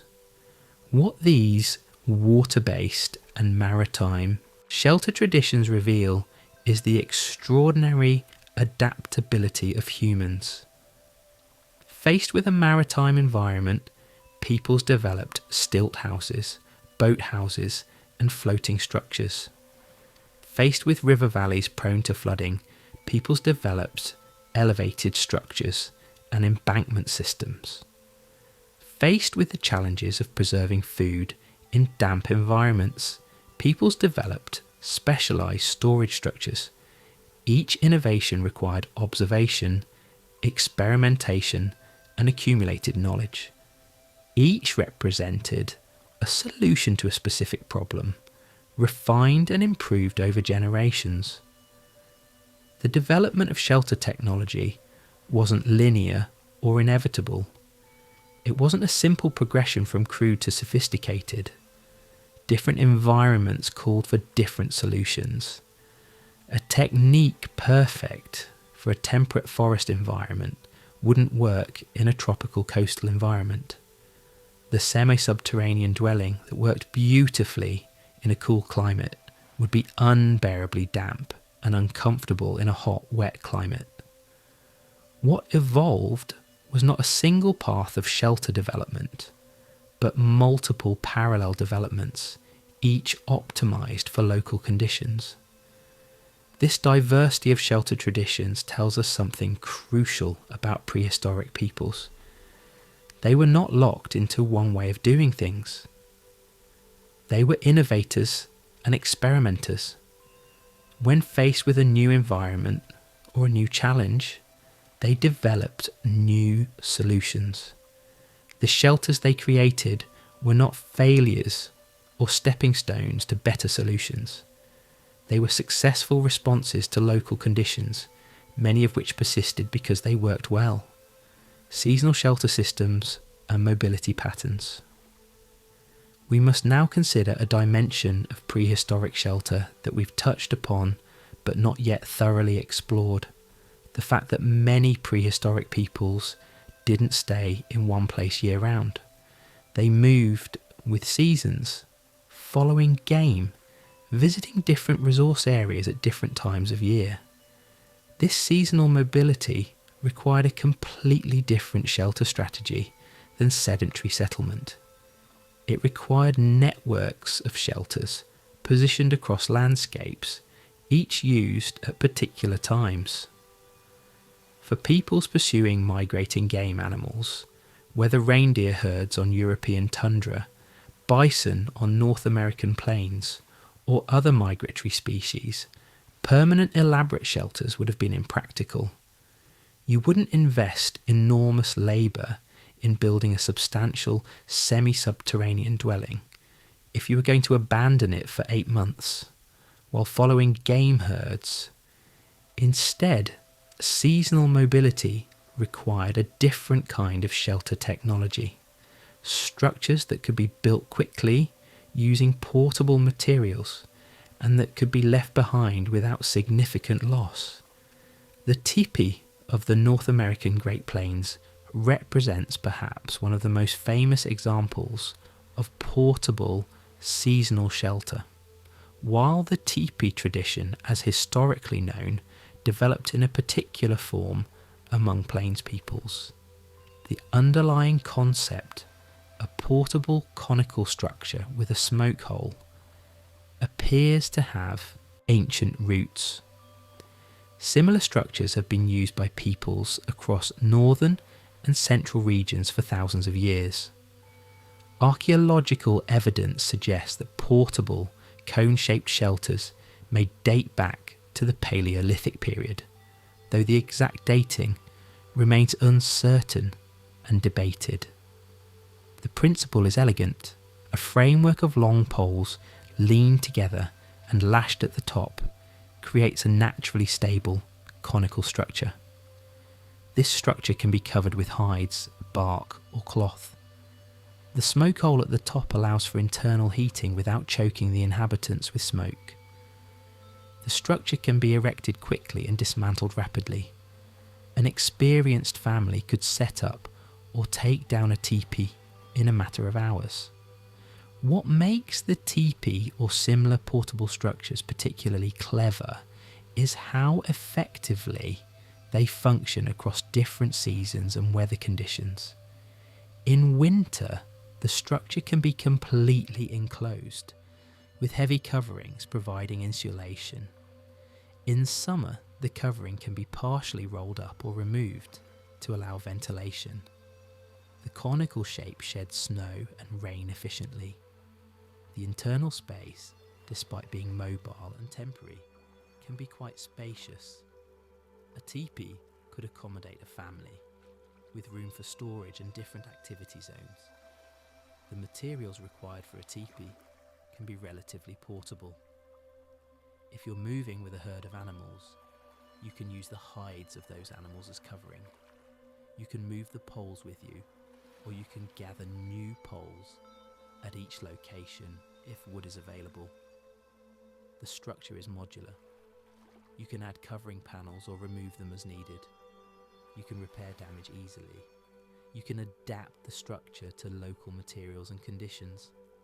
This flexibility represents sophisticated engineering adapted to mobile lifestyles. But teepee-like structures weren't the only portable shelter technology. In different regions, different portable shelters evolved. The yurt of Central Asia represents another sophisticated portable structure. The yurt's distinctive circular structure, with a wooden frame covered with felt or hides, was developed by herding peoples of the Central Asian steppes. The structure is remarkably efficient. The circular design provides maximum interior space with minimum wall area. The roof structure distributes weight evenly. The felt covering provides excellent insulation in cold climates and ventilation in warm weather. What's particularly interesting about the yurt is how it enabled a specific economic lifestyle. Herding peoples using yurts could move across vast steppe regions, taking their homes with them. A yurt could be erected quickly. A practiced family could set up a yurt in a few hours. It could be dismantled and packed for travel. Multiple yurts in a camp could be arranged in particular patterns that reflected social organisation and kinship. The yurt enabled the development of pastoral economies over enormous geographic areas. The tradition persists today, particularly in Central Asia, where herding peoples continue using yurts, though often now combined with modern materials and conveniences. The Australian Aboriginal peoples we discussed earlier also had portable shelter technologies for their seasonal travels. In addition to rock shelters that were used repeatedly, Aboriginal peoples constructed temporary shelters at seasonal camps. These shelters were built quickly using local materials.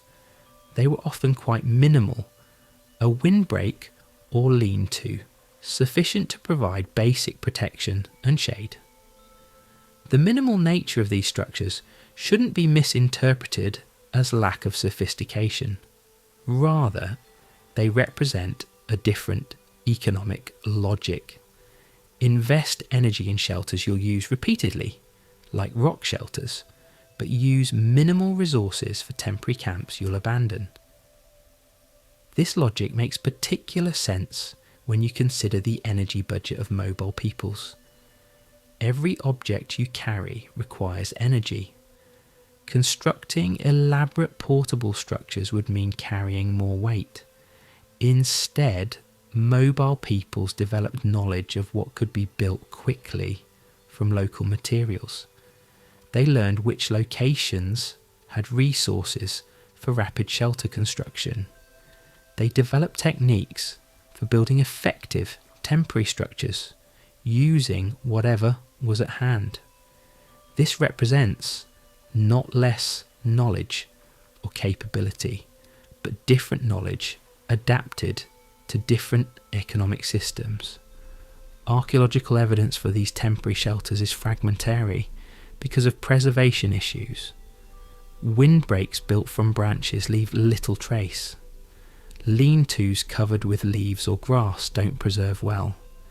The archaeological record is biased towards sites with permanent or semi-permanent structures, with hearths that accumulate and preserve ash and carbon, with refuse that builds up over time. The temporary camps of mobile peoples often leave little evidence in the archaeological record. Yet we know from ethnographic accounts and from scattered archaeological remains that these temporary shelters were crucial to seasonal mobility systems. What emerges from considering both permanent and portable shelters is a recognition that prehistoric peoples operated sophisticated multi-shelter systems. They might have several types of shelter, each serving different purposes.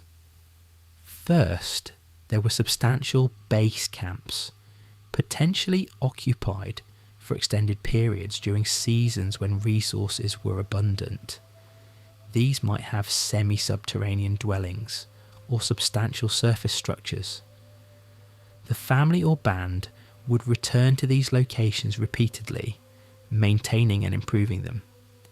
Second, there were seasonal satellite camps, locations occupied during particular seasons for specific resource exploitation.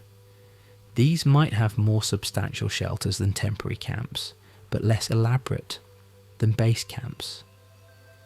Evidence suggests that some of these camps were reused annually, with inhabitants carrying out maintenance and improvement during each visit. Third, there were temporary transit camps, locations used while travelling between resource areas. These might have minimal shelters, erected quickly for a night or a few nights before moving on. Fourth, there were specialised use camps, locations occupied for specific purposes. A hunting camp during a hunt season, a fishing camp during fish runs, a gathering camp during plant harvesting season. These camps would be occupied for a specific purpose and then abandoned. The total system required sophisticated knowledge. People needed to know where each resource location was. They needed to know when resources were available. They needed to know the routes between locations. They needed to understand how to construct different shelter types and how to maintain them.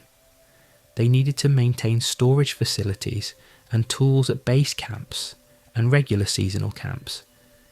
This was not haphazard wandering. This was planned, systematic resource use across large territories. Evidence suggests that some of these movement patterns were quite extensive. Archaeological analysis of stone tool materials shows that people obtained obsidian from sources hundreds of kilometres away. They obtained shells from coastal areas for use in interior settlements. Trade goods moved across vast distances, suggesting that people had knowledge of distant locations and maintained relationships with distant peoples. These movement patterns would have required shelter systems that supported extensive mobility and complex social networks. Consider the cognitive achievement this represents. A family or band needed to maintain knowledge of multiple shelter locations, multiple routes between them, multiple seasons and resource availabilities. They needed to communicate this knowledge to children, teaching them where to go and when. They needed to maintain the knowledge over generations, passing down information about traditional places and times. This represents a cumulative knowledge system that was maintained through oral tradition and practical teaching. The shelter system used by mobile peoples also reveals something about social organisation. The maintenance of base camps and seasonal camps suggests some sense of ownership or usufruct rights, the idea that particular groups had particular areas that they regularly used. Archaeological evidence from some regions suggests that territorial boundaries were maintained. Different tool styles appearing in different regions suggest that distinct peoples or groups occupied different territories. The shelters were part of how they marked and maintained these territories. Special structures, ceremonial and ritual shelters. Until now, we've focused primarily on shelters designed for everyday living. Protection from elements, spaces for domestic activities, locations for family and community. But prehistoric peoples also built structures that served ceremonial, ritual, or symbolic purposes. These structures reveal something crucial about human consciousness and values: the recognition that some spaces are sacred, that some structures serve purposes beyond the immediately practical. One of the oldest known ceremonial structures we have is the stone arrangement at Göbekli Tepe in modern-day Turkey, dated to approximately 9,500 to 8,500 BCE. Making it older than agriculture in the region, Göbekli Tepe consists of multiple circular or oval structures built from stone. The structures contain T-shaped pillars carved with symbols and animal figures. The site appears to have been used for ritual gatherings and ceremonial purposes. What's remarkable about Göbekli Tepe is that it was built before agriculture, before permanent settlement was common in the region. This wasn't a utilitarian structure built to solve a shelter problem. This was a structure built to create a ritual space. People travelled to Göbekli Tepe from surrounding areas, participated in ceremonies, and then dispersed. The structure served a communal spiritual function. The construction of Göbekli Tepe required significant labour investment. The stones were quarried, shaped and transported. The pillars were carved with artistic designs. The structures were maintained and used over generations. This wasn't a casual project. It represented a significant commitment of community resources to a non-utilitarian purpose. What does this tell us? It tells us that prehistoric peoples had values beyond mere survival. They had spiritual beliefs important enough to justify substantial expenditure of labour and resources. They were willing to invest in creating spaces for ritual and spiritual practice. This reveals something profound about human nature. We are not just creatures seeking food and shelter. We are spiritual beings seeking meaning and connection. Other archaeological sites reveal similar ceremonial structures. Stonehenge in England, dated to approximately 3000 to 2000 BCE, consists of massive stones arranged in circles.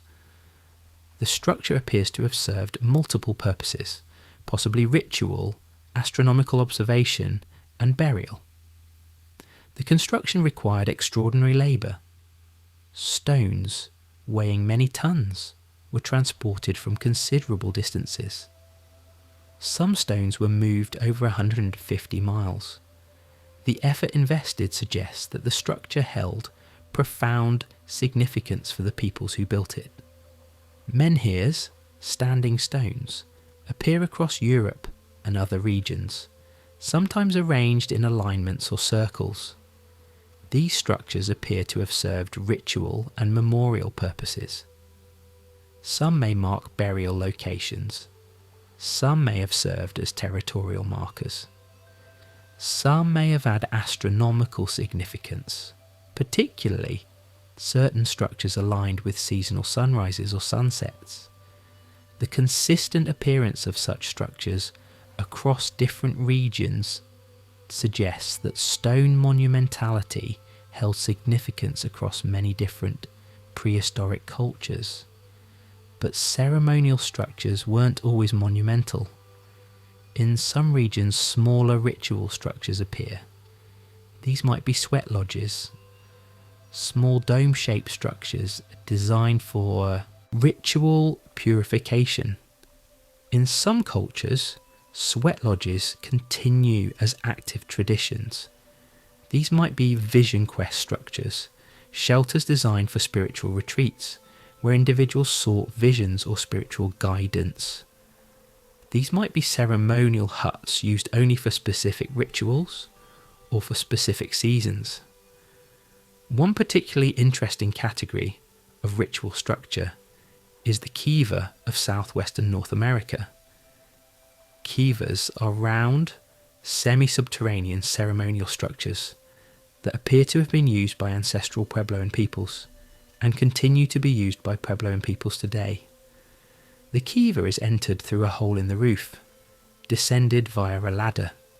Inside is a circular space with a fireplace and a small ventilation shaft. Along the floor runs a line drawn in sand, the sipapu, representing the place of emergence in Pueblo and creation mythology. Kivas served multiple purposes. They were used for ceremonial activities, for storage, and for craftwork. The semi-subterranean design provided natural heating and cooling.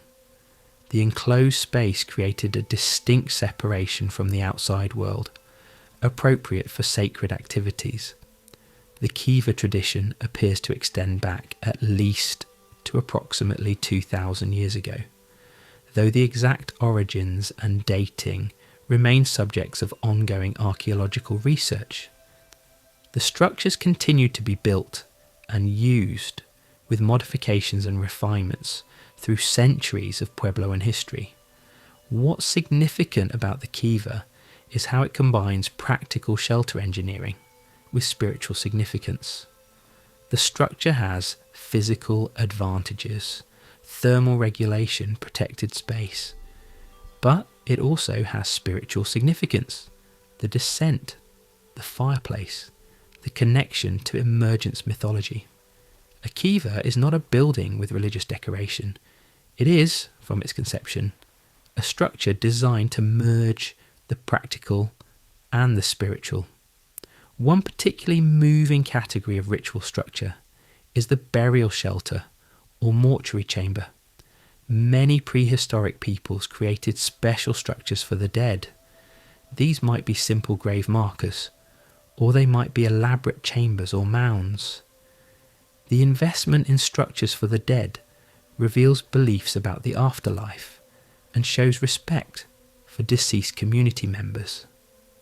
Dolmens, structures made of large flat stones arranged to create a chamber, appear across Europe and into Asia, dating back at least 5,000 to 6,000 years.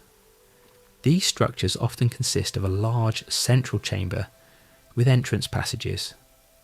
They were used as burial sites and appear to have been used repeatedly, housing the remains of multiple individuals over extended periods. The construction of such structures required significant labour and planning. Passage graves similarly consist of chambers reached by passages, often covered with large mounds of earth or stone. The famous passage grave at Newgrange in Ireland, dated to approximately 3200 BCE, is an extraordinary structure. A passage roughly 60 metres long leads to a central chamber. The passage is oriented so that at the winter solstice, sunlight penetrates the passage and illuminates the inner chamber. The deliberate astronomical alignment suggests sophisticated understanding of both architecture and astronomy. What do these mortuary structures tell us? They tell us that prehistoric peoples held beliefs about death and the afterlife significant enough to justify substantial labour investment. They tell us that communities saw value in creating permanent memorials to the dead. They tell us that people understood monumental construction, how to move large stones, how to create structurally sound chambers, how to plan and execute complex projects. They tell us that humans have always been concerned with honouring and remembering the dead. The existence of ritual and ceremonial structures also reveals social organisation. Building a structure like Stonehenge, Newgrange or Göbekli Tepe requires organising large numbers of people, assigning tasks, maintaining effort over extended periods. It requires political authority, someone making decisions about resource allocation, it requires spiritual authority, justification for why such efforts are important. These structures emerge in archaeological contexts alongside evidence of social hierarchy and spiritual leadership. One particularly poignant aspect of ritual structures is what they tell us about human spirituality. The investment in structures for the dead shows that humans care deeply about death and what comes after. The construction of ceremonial spaces shows that humans engaged in structured spiritual practice. The astronomical alignments of some structures suggest that humans found spiritual significance in celestial events. Humans have always been spiritual beings, seeking meaning and connection beyond the material and immediate. The archaeological record of ritual structures also reveals cultural diversity. Different cultures built different kinds of ritual structures, reflecting different beliefs and values. The presence of similar structures across regions sometimes suggests cultural contact and diffusion, one people learning from others. Sometimes it suggests parallel cultural evolution, different peoples arriving at similar solutions to similar spiritual needs. The ingenuity of material choice, working with what was at hand. Having travelled through different regions and time periods, observing different shelter types and techniques, we should pause and reflect on a fundamental theme that connects all these diverse examples: the remarkable ingenuity of prehistoric peoples in working with available materials. Shelter construction is fundamentally a materials problem. You have certain materials available in your environment: wood, stone, bone, hide, grass, earth, snow, and you need to create a structure that provides protection. The specific materials available shape what kind of structures are possible. But what's remarkable is how creatively different peoples worked within these constraints. Consider the problem of insulation. In cold climates, you need to retain heat inside your shelter. Modern insulation relies on specific industrial materials: fiberglass, foam, mineral wool. Prehistoric peoples didn't have these materials, but they solved the insulation problem with materials at hand. In the mammoth bone structures we discussed, the covering of earth over hides and bone would have provided significant insulation. In temperate regions, semi-subterranean dwellings use the earth itself as insulation. In Arctic regions, snow and ice were used for insulation. Igloos represent perhaps the ultimate exploitation of local materials for shelter, using frozen water to create structures that are both rigid and highly insulating. Waterproofing presents another challenge. How do you keep water out without modern materials like plastic sheeting or asphalt? Prehistoric peoples developed multiple solutions. Steep roofs shed water efficiently. Overlapping bark or shingles channel water downward. Thatch, when properly laid, becomes nearly waterproof. Hides treated with animal fat or plant products become water resistant. In some regions, people use clay or mud plaster to seal walls and roofs. The solutions show observation of how water behaves and careful engineering to exploit that behaviour. Structural integrity presents yet another problem. How do you ensure that a structure won't collapse? Modern engineering uses mathematics and materials science to calculate load-bearing capacity. Prehistoric engineers used experience and observation. They understood that certain wood species were stronger than others. They understood that conical or dome shapes distribute weight efficiently. They understood that triangular bracing provides strength. The knowledge didn't come from engineering textbooks. It came from generations of trial and error, from observation of what worked and what didn't. One particularly interesting material choice was the use of bones as structural elements. The mammoth bone structures are the most famous example, but bones were used as building material in many contexts. Bones are strong, stronger than many wood species, and available in areas where suitable building wood was scarce. Whalebone was used by Arctic peoples to build substantial structures. The ribs of whales, naturally arched and strong, could form the framework of a structure. This is not a primitive solution. It's a sophisticated repurposing of available materials. The use of stone as a building material deserves particular attention. Stone is durable, far more durable than wood or bone. Structures built from stone can last thousands of years if built properly. But stone presents challenges. It's heavy, difficult to move and shape with stone tools, and it requires different construction techniques than wood.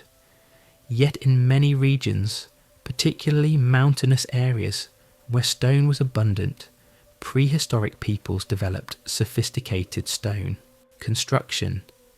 Dry stone walls, walls built without mortar, where stones are carefully fitted together, represent a high level of craftsmanship and understanding of how stones fit together and support weight. The challenges of stone construction are significant. Large stones are heavy and difficult to move. Shaping stone with stone tools is time-consuming. Creating structures that won't collapse requires understanding load distribution. Yet the archaeological evidence shows that these challenges were overcome. Megalithic structures in many regions show sophisticated engineering. The precision with which stones fit together in some structures is remarkable. One particularly fascinating development was the use of stone and earth combinations.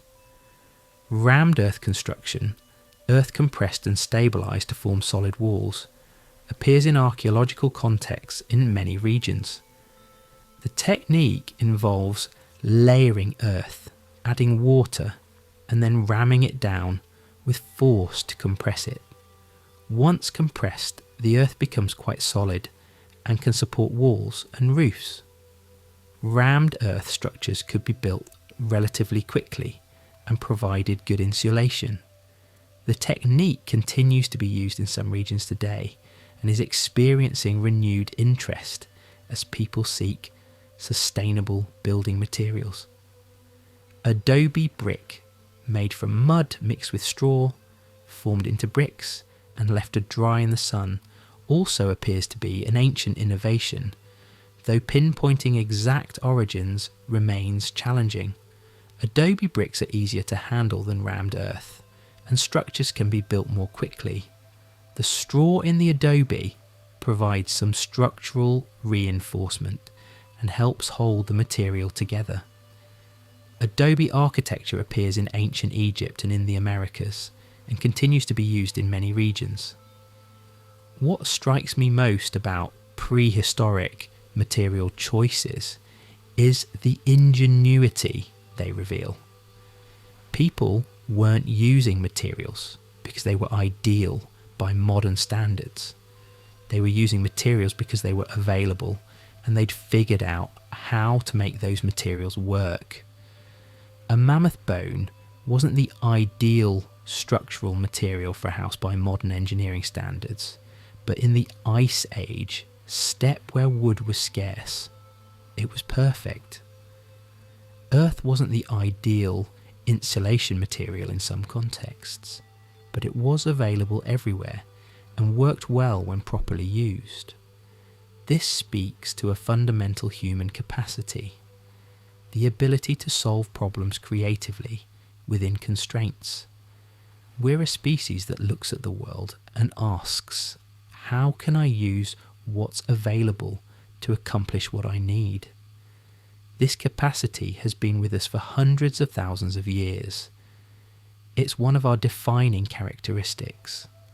The sophistication of material choice is also evident in the maintenance and repair of structures. Archaeological evidence suggests that people maintain their shelters, replacing damaged materials, reinforcing weak points. A structure wasn't built and then left to decay. It was lived in, cared for, improved. This knowledge of how to repair and maintain a structure was as important as the knowledge of how to build it initially. Different materials also required different maintenance regimes. A thatch roof needed periodic replacement of the thatch as it degraded. A wooden structure needed checking for rot and insect damage. Stone structures needed different maintenance, but could last much longer without intervention. People understood these differences and adapted their maintenance practices accordingly. The choice of materials also reflected understanding of environmental conditions over time. Certain wood species were chosen not just for their immediate availability, but for their durability. Some species resist rot better than others. Some resist insect damage. Some are less likely to crack or warp. This represents accumulated knowledge about materials, knowledge that would have been gained through observation and experience over generations. One more aspect of material choice deserves attention: the aesthetic dimension. Shelter wasn't just functional, it was also aesthetic. People chose materials and arranged them in ways that were beautiful as well as practical. The carved pillars at Göbekli Tepe show that people invested labour in creating beauty. The carefully fitted stones in megalithic structures show aesthetic as well as practical concerns. People wanted their homes to be attractive, not just functional. This aesthetic dimension tells us something important about human values. People lived in an often harsh world, facing survival challenges, yet they still invested energy in creating beauty. This suggests that beauty and aesthetics were valued, seen as important parts of human experience, even in challenging circumstances. Our ancestors understood something that modern consumer culture sometimes obscures: that beauty and functionality aren't opposites, they're complementary. A well-made shelter that's also beautiful isn't a luxury, it's an important part of human flourishing. Adaptation and innovation. Responding to environmental change. Throughout this journey through prehistoric shelter techniques, we've seen how people adapted to different environments. But adaptation wasn't a one-time event. The climate was constantly changing. Sea levels rose and fell. Forests expanded and contracted. Game animals migrated or disappeared. Ice sheets advanced and retreated. Across these environmental changes, humans persisted by adapting and innovating their shelter techniques. Consider what happened as the Ice Age ended, roughly 12,000 to 10,000 years ago. The massive ice sheets that had covered much of the northern hemisphere began to melt. The temperature rose. The landscape transformed. Tundra became taiga. Taiga became forest. The great herds of megafauna, mammoths, giant ground sloths, saber-toothed cats, began to decline and eventually went extinct. The environmental context that had supported Ice Age societies transformed entirely. What happened to shelter techniques in response? In many regions, the massive communal structures like the mammoth bone houses disappeared. They were no longer needed because the environmental conditions that necessitated them had changed. But the knowledge didn't simply vanish. Instead, it transformed. Peoples adapted by developing new shelter types suited to the warmer, differently forested climate. In some regions, the shift favoured more permanent settlement. As forest expanded, people could rely more on forest resources. They could establish more stable communities in particularly advantageous locations. We see an increase in semi-permanent and permanent structures in the archaeological record following the Ice Age. In other regions, peoples maintained more mobile lifestyles, but adapted their shelter techniques to new environments. Mobile peoples who had followed reindeer herds developed different shelter traditions, suited to forest environments rather than tundra. This adaptive capacity reveals something profound about human cognition. Humans aren't locked into particular ways of doing things. We observe environmental changes and respond. We develop new solutions when old ones no longer work. We experiment and innovate. This isn't something that appeared with modern science. It's ancient. It's fundamental to what we are. One particularly interesting case of adaptation involves the coastal peoples following the Ice Age as sea levels rose dramatically. The end of the Ice Age brought massive melting of ice sheets. Sea levels rose perhaps 300 to 400 feet over several thousand years. Coastal peoples who had settled at the edge of the exposed continental shelves, places that were dry land when Ice Age sea levels were lower, found their lands flooded. Some peoples were forced to migrate inland. Others adapted by developing maritime technologies. The Mesolithic peoples of Northern Europe, living after the Ice Age, show this adaptation clearly. They developed sophisticated fishing technologies and marine hunting techniques. They hunted seals and other marine mammals. They harvested shellfish extensively. Their sites, particularly in modern-day Denmark and around the Baltic, show evidence of significant shellfish consumption. These peoples developed shelters adapted to coastal living, often in locations prone to seasonal flooding. They maintained stores of dried fish and other marine resources. This adaptation required developing entirely new shelter technologies suited to maritime life. It required creating storage facilities for preserved fish. It required developing boats and watercraft to access marine resources. It was a complete transformation of lifestyle in response to environmental change. The development of agriculture, beginning around 10,000 to 8,000 years ago in various regions, represents another major environmental and economic transformation that profoundly affected shelter technology. When people transitioned from hunting and gathering to farming, their relationship to land changed. They no longer moved seasonally in response to game movements and plant availability. Instead, they established permanent communities tied to agricultural fields. This transition required developing new shelter types. The semi-permanent structures of hunter-gatherers gave way to more permanent structures designed for year-round occupation. The organisation of space changed. Family compounds emerged, with separate structures for different purposes: storage of grain, animal housing, living quarters. Villages developed spatial organisation reflecting social structure and resource management. But this transition happened gradually in most regions, and different peoples responded differently. In some areas, the transition to agriculture was rapid. In others, it was much slower, taking centuries or even millennia. Some peoples resisted agriculture entirely, maintaining hunter-gatherer lifestyles well into recorded history. This wasn't because they were incapable of agriculture or didn't know about it. It was because their existing lifeways, supported by hunting and gathering, worked well for them.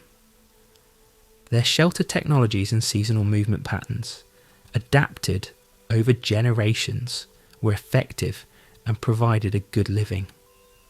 This is an important point. Technological change isn't inevitable.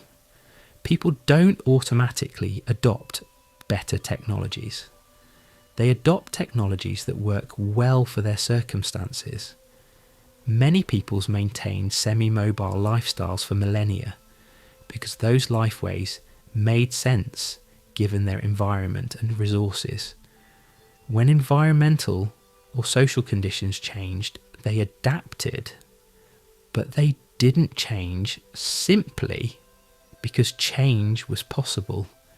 We see this principle reflected in indigenous peoples who persisted in traditional ways into the modern era. Aboriginal peoples in Australia continued using shelter techniques and seasonal movement patterns that were in many ways unchanged from prehistoric times because those techniques worked. They provided good living and effective resource management.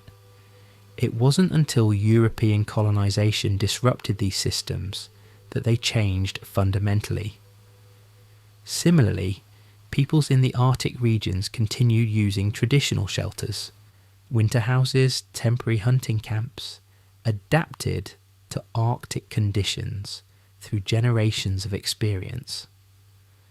The design of Arctic shelters evolved and changed over time, but the fundamental principles remained focused on solving the specific problems of Arctic living: extreme cold, limited materials, seasonal variation.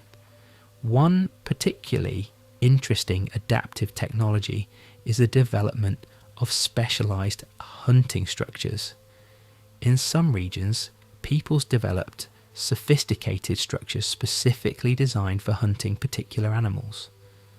Buffalo jumps, sites where bison were driven over cliffs, sometimes had associated structures helping to direct the animals. Weirs and fish traps represented substantial engineering investments designed for resource capture. Some were enormous structures, still visible today thousands of years after their construction. These hunting structures represent adaptation to particular economic strategies.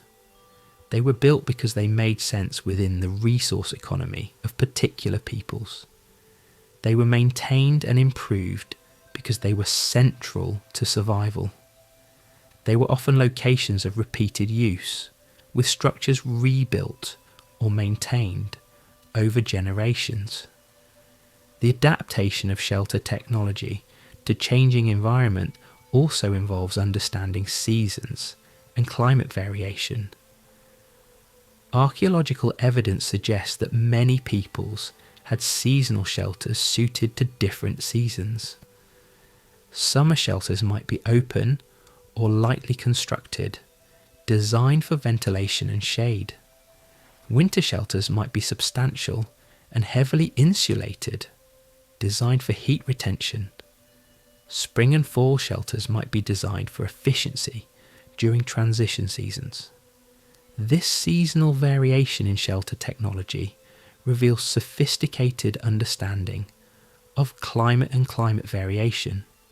People recognise that the optimal shelter design depends on season. They were willing to construct multiple shelter types adapted to particular seasons. This represents an investment in infrastructure and knowledge that extended beyond simple survival problem solving.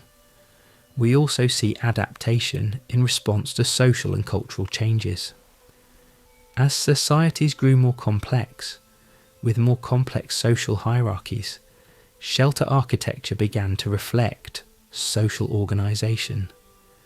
Structures were built to reflect status, with elite residences larger or more elaborate than commoner dwellings. Communal structures were built to serve specific social purposes.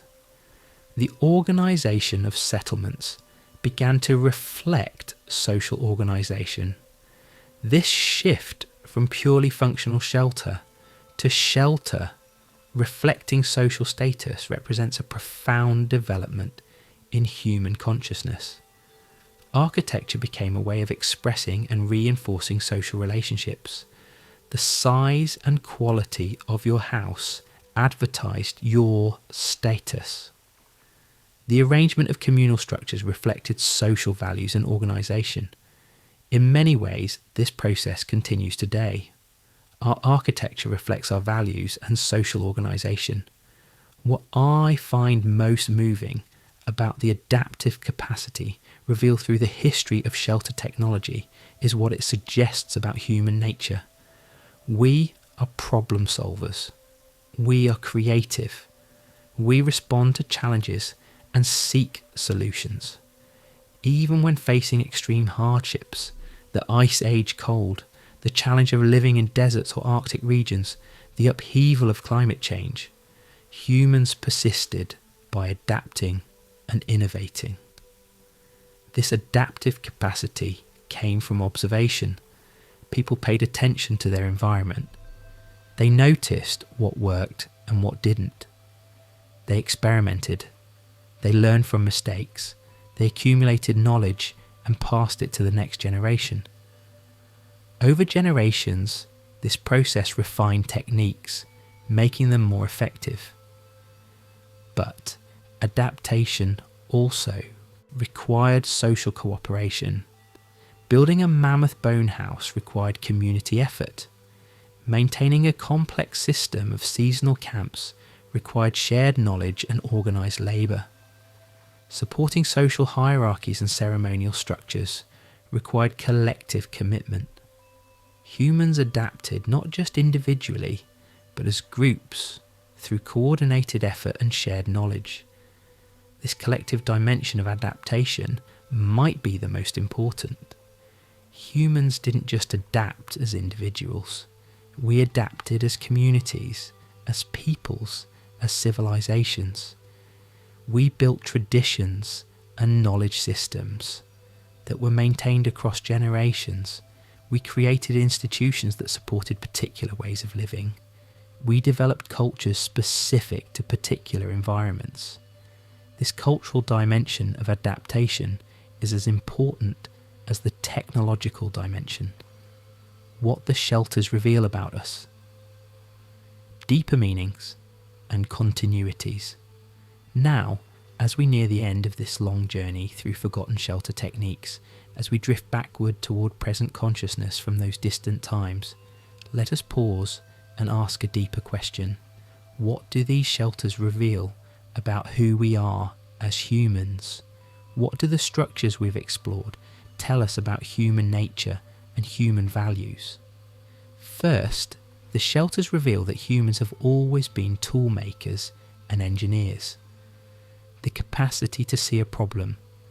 I need protection from the elements, and to develop solutions using available materials is ancient.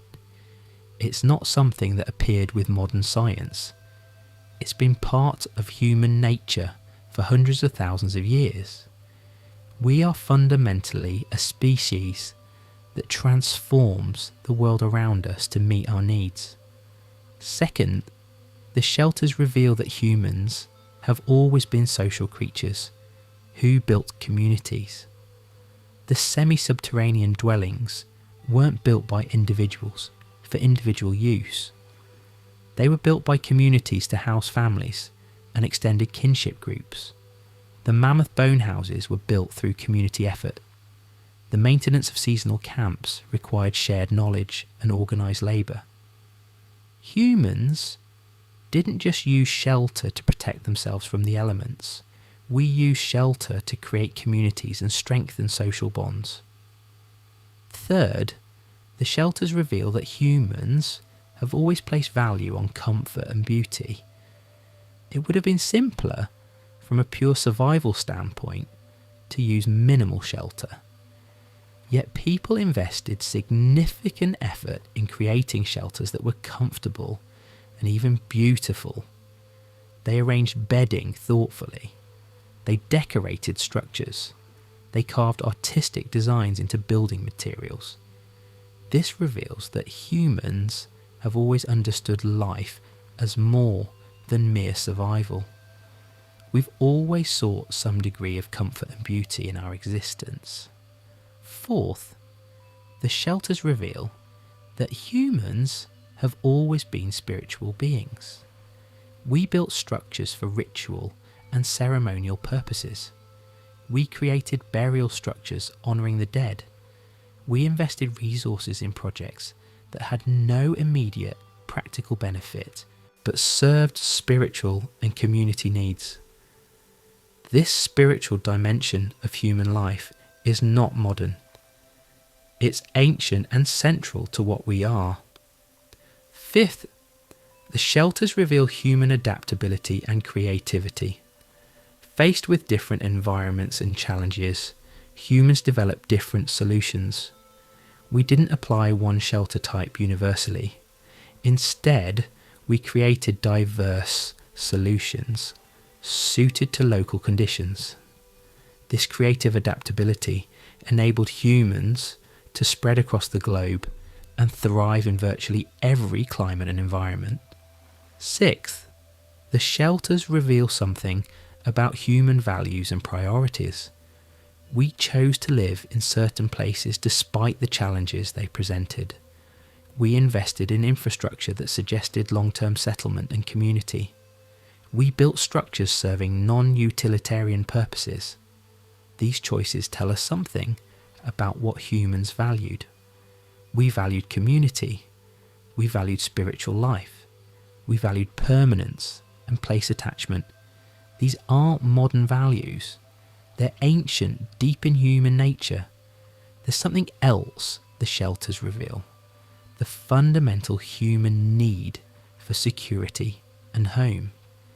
This is perhaps the deepest insight.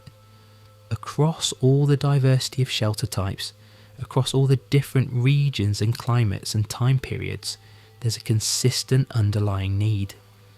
The need to create a safe, secure space. A place where you can rest without constant vigilance. A place where families can gather. A place that is yours. Home is not a luxury, it's a fundamental human need. When we see humans everywhere building shelters, taking care to create comfortable spaces, we're seeing humans meeting a deep psychological and spiritual need.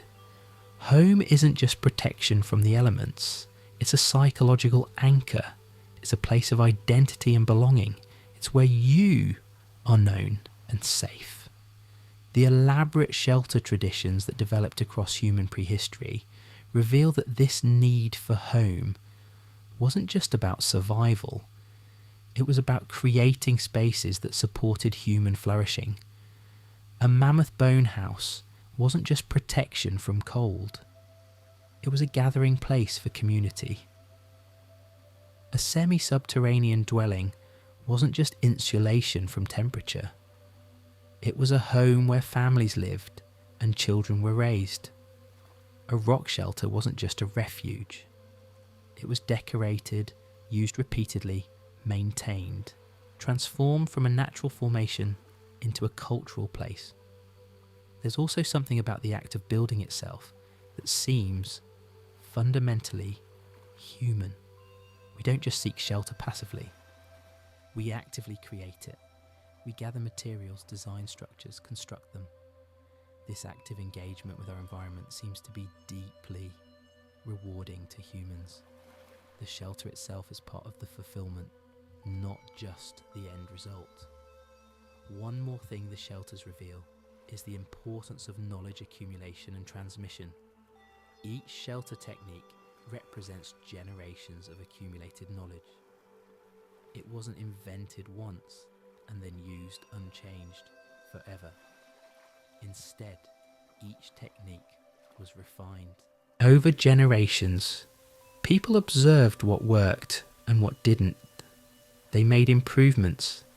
They passed this knowledge to the next generation, who added their own innovations. Over time, shelter techniques became refined, sophisticated, optimized for their environments.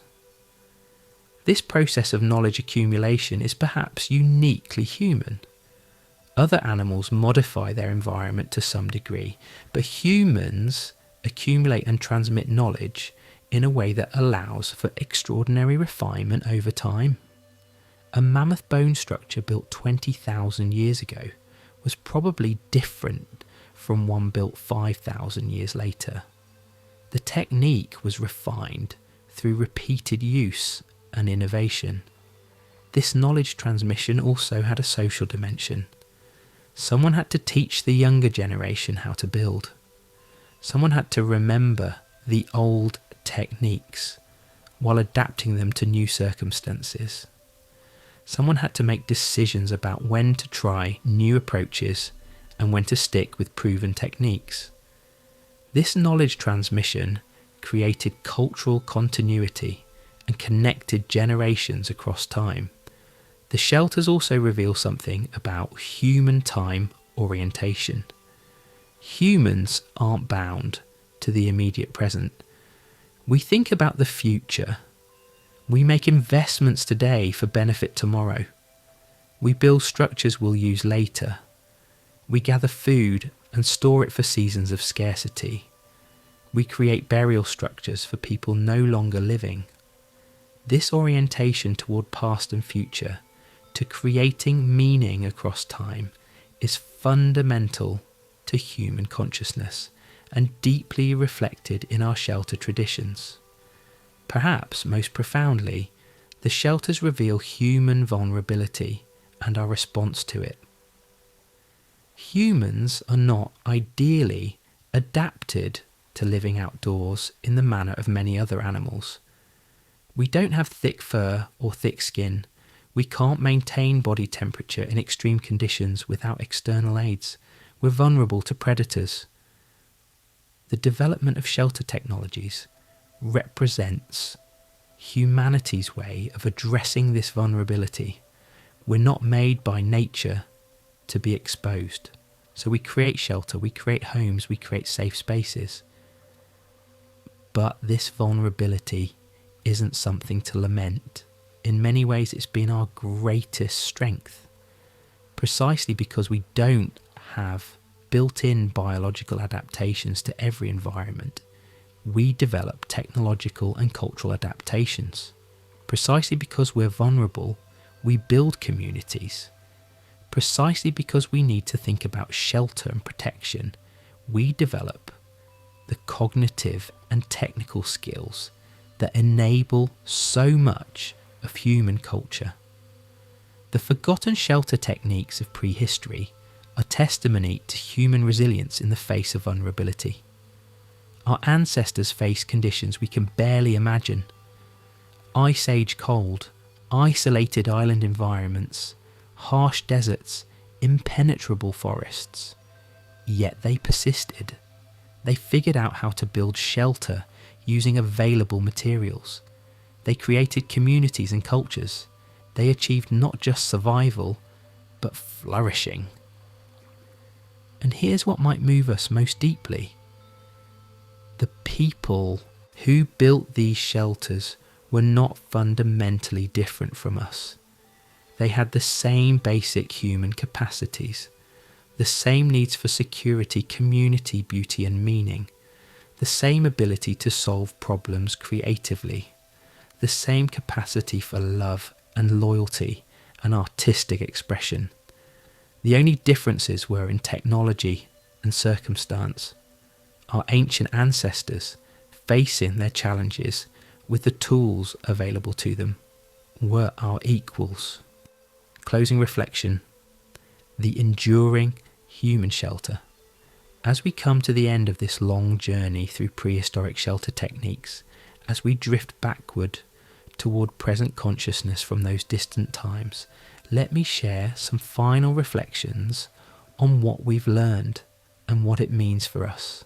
The shelters we've explored, from the rock overhangs of early Africa to the mammoth bone structures of the Ice Age, from the brush huts of Ohalo II to the elaborate kivas of the American Southwest, from the stilt houses of Southeast Asia to the semi-subterranean dwellings of temperate forests. These shelters tell a consistent story across time and space. They tell the story of humans taking what the world offers and transforming it into home.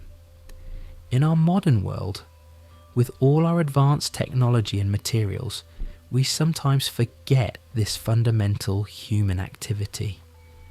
We order materials from distant factories. We hire contractors to build our homes. The connection between the materials of the earth and the shelter we inhabit becomes obscured. We lose the intimate knowledge that the people of prehistory possessed.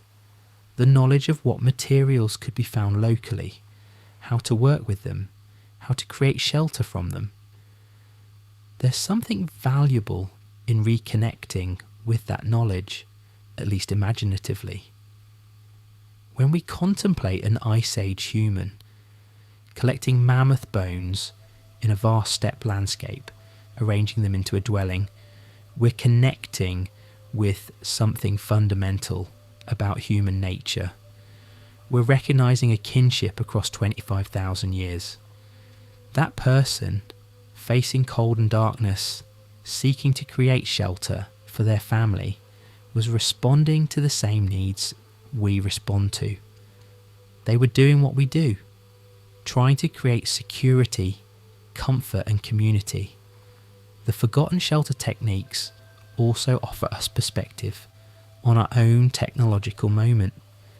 We tend to assume that newer is better, that more complex is more sophisticated, but the truth is more nuanced.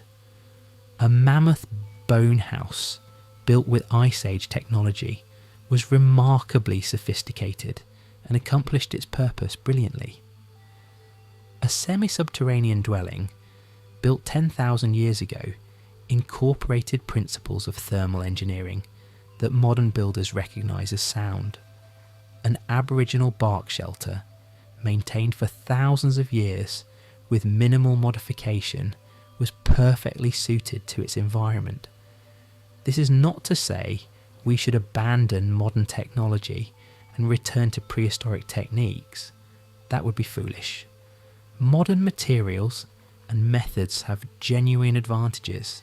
We can live with comfort, with less dependence on local materials, with greater flexibility in location choices.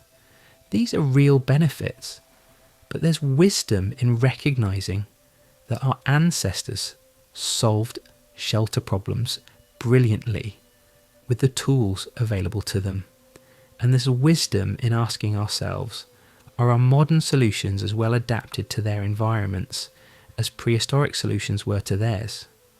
Do we build homes that are as closely tied to local materials and conditions, or do we import materials and standardise designs regardless of local context? Are our homes as carefully designed for comfort and aesthetics, or have we prioritised other factors? These questions aren't accusations, they're invitations to reflection. Our ancestors didn't have access to the materials and technologies we have, but they made brilliant use of what they did have. We have access to far more, yet it's worth asking whether we're always using those advantages wisely. The forgotten shelter techniques also remind us of something about knowledge and wisdom. Much of what our ancestors knew about shelter has been lost. The specific techniques for building particular shelter types, the knowledge of which materials work best in particular circumstances, the understanding of how to repair and maintain structures, much of this knowledge has disappeared. It was preserved through oral tradition and practice, not through written documentation. When the living tradition ended, when people stopped building that way, the knowledge was lost. This is a humbling reminder of how much, human knowledge exists in practical skill and tradition, rather than in writing or formal documentation. We've learned to value written knowledge and to dismiss oral knowledge as less reliable. But oral traditions maintained and refined through generations of practice, represented sophisticated knowledge systems. We've lost much of value by not adequately preserving these traditions. What this means is that the forgotten shelter techniques are truly forgotten in many cases. We can excavate the physical remains, the post holes, the bone arrangements, the ash heaps, and we can reconstruct what structures looked like and how they were built. But we've lost the understanding of why particular techniques were used, the subtle knowledge of how to repair and maintain them, the accumulated experience of what worked and what didn't. We've lost the human knowledge that accompanied the physical structures, yet even in their forgotten state, these shelters teach us. The archaeological evidence tells us that humans were skilled builders, innovative engineers, social creatures who worked together on collective projects. We can see evidence of care and thoughtfulness in how structures were constructed. We can see evidence of adaptation and change as environments and cultures evolved. And perhaps there's something else we can learn from the forgotten shelters. The recognition that our contemporary ways of building and living are not inevitable. They're choices. We've chosen to build in particular ways, to use particular materials, to organise our settlements in particular patterns. These choices reflect our values and our current technological possibilities, but they're not the only possible ways to live. This recognition brings freedom. If our ways of building are choices rather than inevitable, then we can make different choices. We can choose to build more sustainably, using local materials where possible. We can choose to build more thoughtfully, considering local climate and conditions.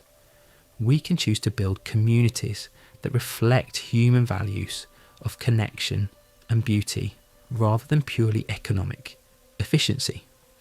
Some contemporary movements, sustainable architecture, vernacular architecture, ecological design, represent efforts to reconnect with the principles evident in prehistoric shelter techniques. They involve understanding local materials and conditions. They involve efficiency and adaptation. They involve finding beauty within practical constraints. In many ways, they're following patterns that our ancestors understood well. As you lie there in comfort tonight, in a shelter built with modern technology and materials, protected from the elements, warm or cool as appropriate, consider the line of ancestors stretching backward through time. Consider the humans who sat in semi-subterranean dwellings 10,000 years ago, watching smoke rise through the roof opening, warmed by a fire, gathered with their families. Consider the Ice Age humans in their mammoth bone houses, protected from cold that would kill in hours, maintaining fire and community through the long dark winter. Consider the Aboriginal peoples in their rock shelters, their art decorating the walls, their knowledge of the land accumulated over generations. They were all doing what you're doing now, seeking shelter, creating home, finding security and comfort. The methods were different, the materials were different, the surrounding world was different, but the fundamental human activity was the same. And in that sameness, across 300,000 years or more of human history, there's something deeply moving. It's the recognition that we're part of an unbroken chain of humanity. The need for home is not new. The ability to create shelter is not new. The desire for community and connection is not new. These are ancient, fundamental aspects of what it means to be human. Our ancestors created shelters from mammoth bones and earth, from stone and bone, from branches and bark. They invested thought and effort and artistic energy in creating not just places to sleep, but homes. They gathered around fires and told stories. They raised children and maintained traditions. They created meaning and beauty even in challenging circumstances. We do the same. We live in shelters built from modern materials. We invest thought and effort in creating not just functional spaces but beautiful ones. We gather with family and friends. We tell stories. We create meaning and pursue beauty. The continuity is profound. The forgotten shelter techniques of prehistoric humans are not just archaeological curiosities. They're a mirror reflecting something essential about humanity. They show us what we're capable of when we apply intelligence and care to solving fundamental problems. They show us that humans have always been creative problem solvers, always been builders, always sought community and beauty alongside survival. As you prepare to sleep, in whatever shelter you occupy, you're participating in an activity as old as humanity itself. You're seeking security and rest. You're gathering with others or preparing for solitude. You're in a space that reflects your values and your culture, and in doing so, you're connected to countless humans, stretching back through time, all seeking the same things, solving similar problems, creating homes and meaning in their worlds. This journey through forgotten shelter techniques has been, I hope, more than just a collection of historical facts. I hope it's been a reminder of human continuity, of the ancient wisdom preserved in practical skill, of the value of adapting thoughtfully to our environments. I hope it's been a meditation on home and security, on the fundamental human need to create safe, beautiful spaces. The shelters are forgotten in the sense that we no longer build them. The techniques are lost in the sense that we no longer practice them. But the human principles they embodied, creativity, community, thoughtfulness, adaptation, these are not forgotten. They persist in us. And when we build thoughtfully, when we create beautiful spaces, when we gather in community, we're honouring those ancient traditions. As the night deepens around you, as sleep draws near, rest in the comfort of your shelter. Know that you're part of an ancient lineage. Know that the desire for home and security that moves you is rooted deep in human history. Know that our ancestors figured out how to create shelter with remarkable ingenuity and care. And know that we carry forward that same human capacity to create, to build, to make meaning, to build home. May you rest well tonight. May you feel the security of shelter. May you sense in that security a connection to all the humans who came before, who looked up at the sky or into the darkness and created shelter. May you wake refreshed, knowing that you're part of something larger than yourself, a human story of shelter and home stretching back through the ages. This has been Whispers of Time. Thank you for joining me on this journey. If this exploration of our ancestors' shelter traditions moved you, I'd be grateful if you'd take a moment to like this video and subscribe to the channel. Your support helps me continue creating these deep historical narratives designed for contemplation and rest. In the comments below, I'd love to hear your thoughts. What aspect of prehistoric shelter techniques fascinated you most? Do you feel a connection to our ancient ancestors' struggles and innovations? And please, tell me where you're listening from tonight. It's remarkable to know that people across the world are finding moments of peace and learning together. Until next time, may your shelter be secure. May your home be warm. May you find rest and renewal in the comfort of enclosed space, just as humans have sought for hundreds of thousands of years.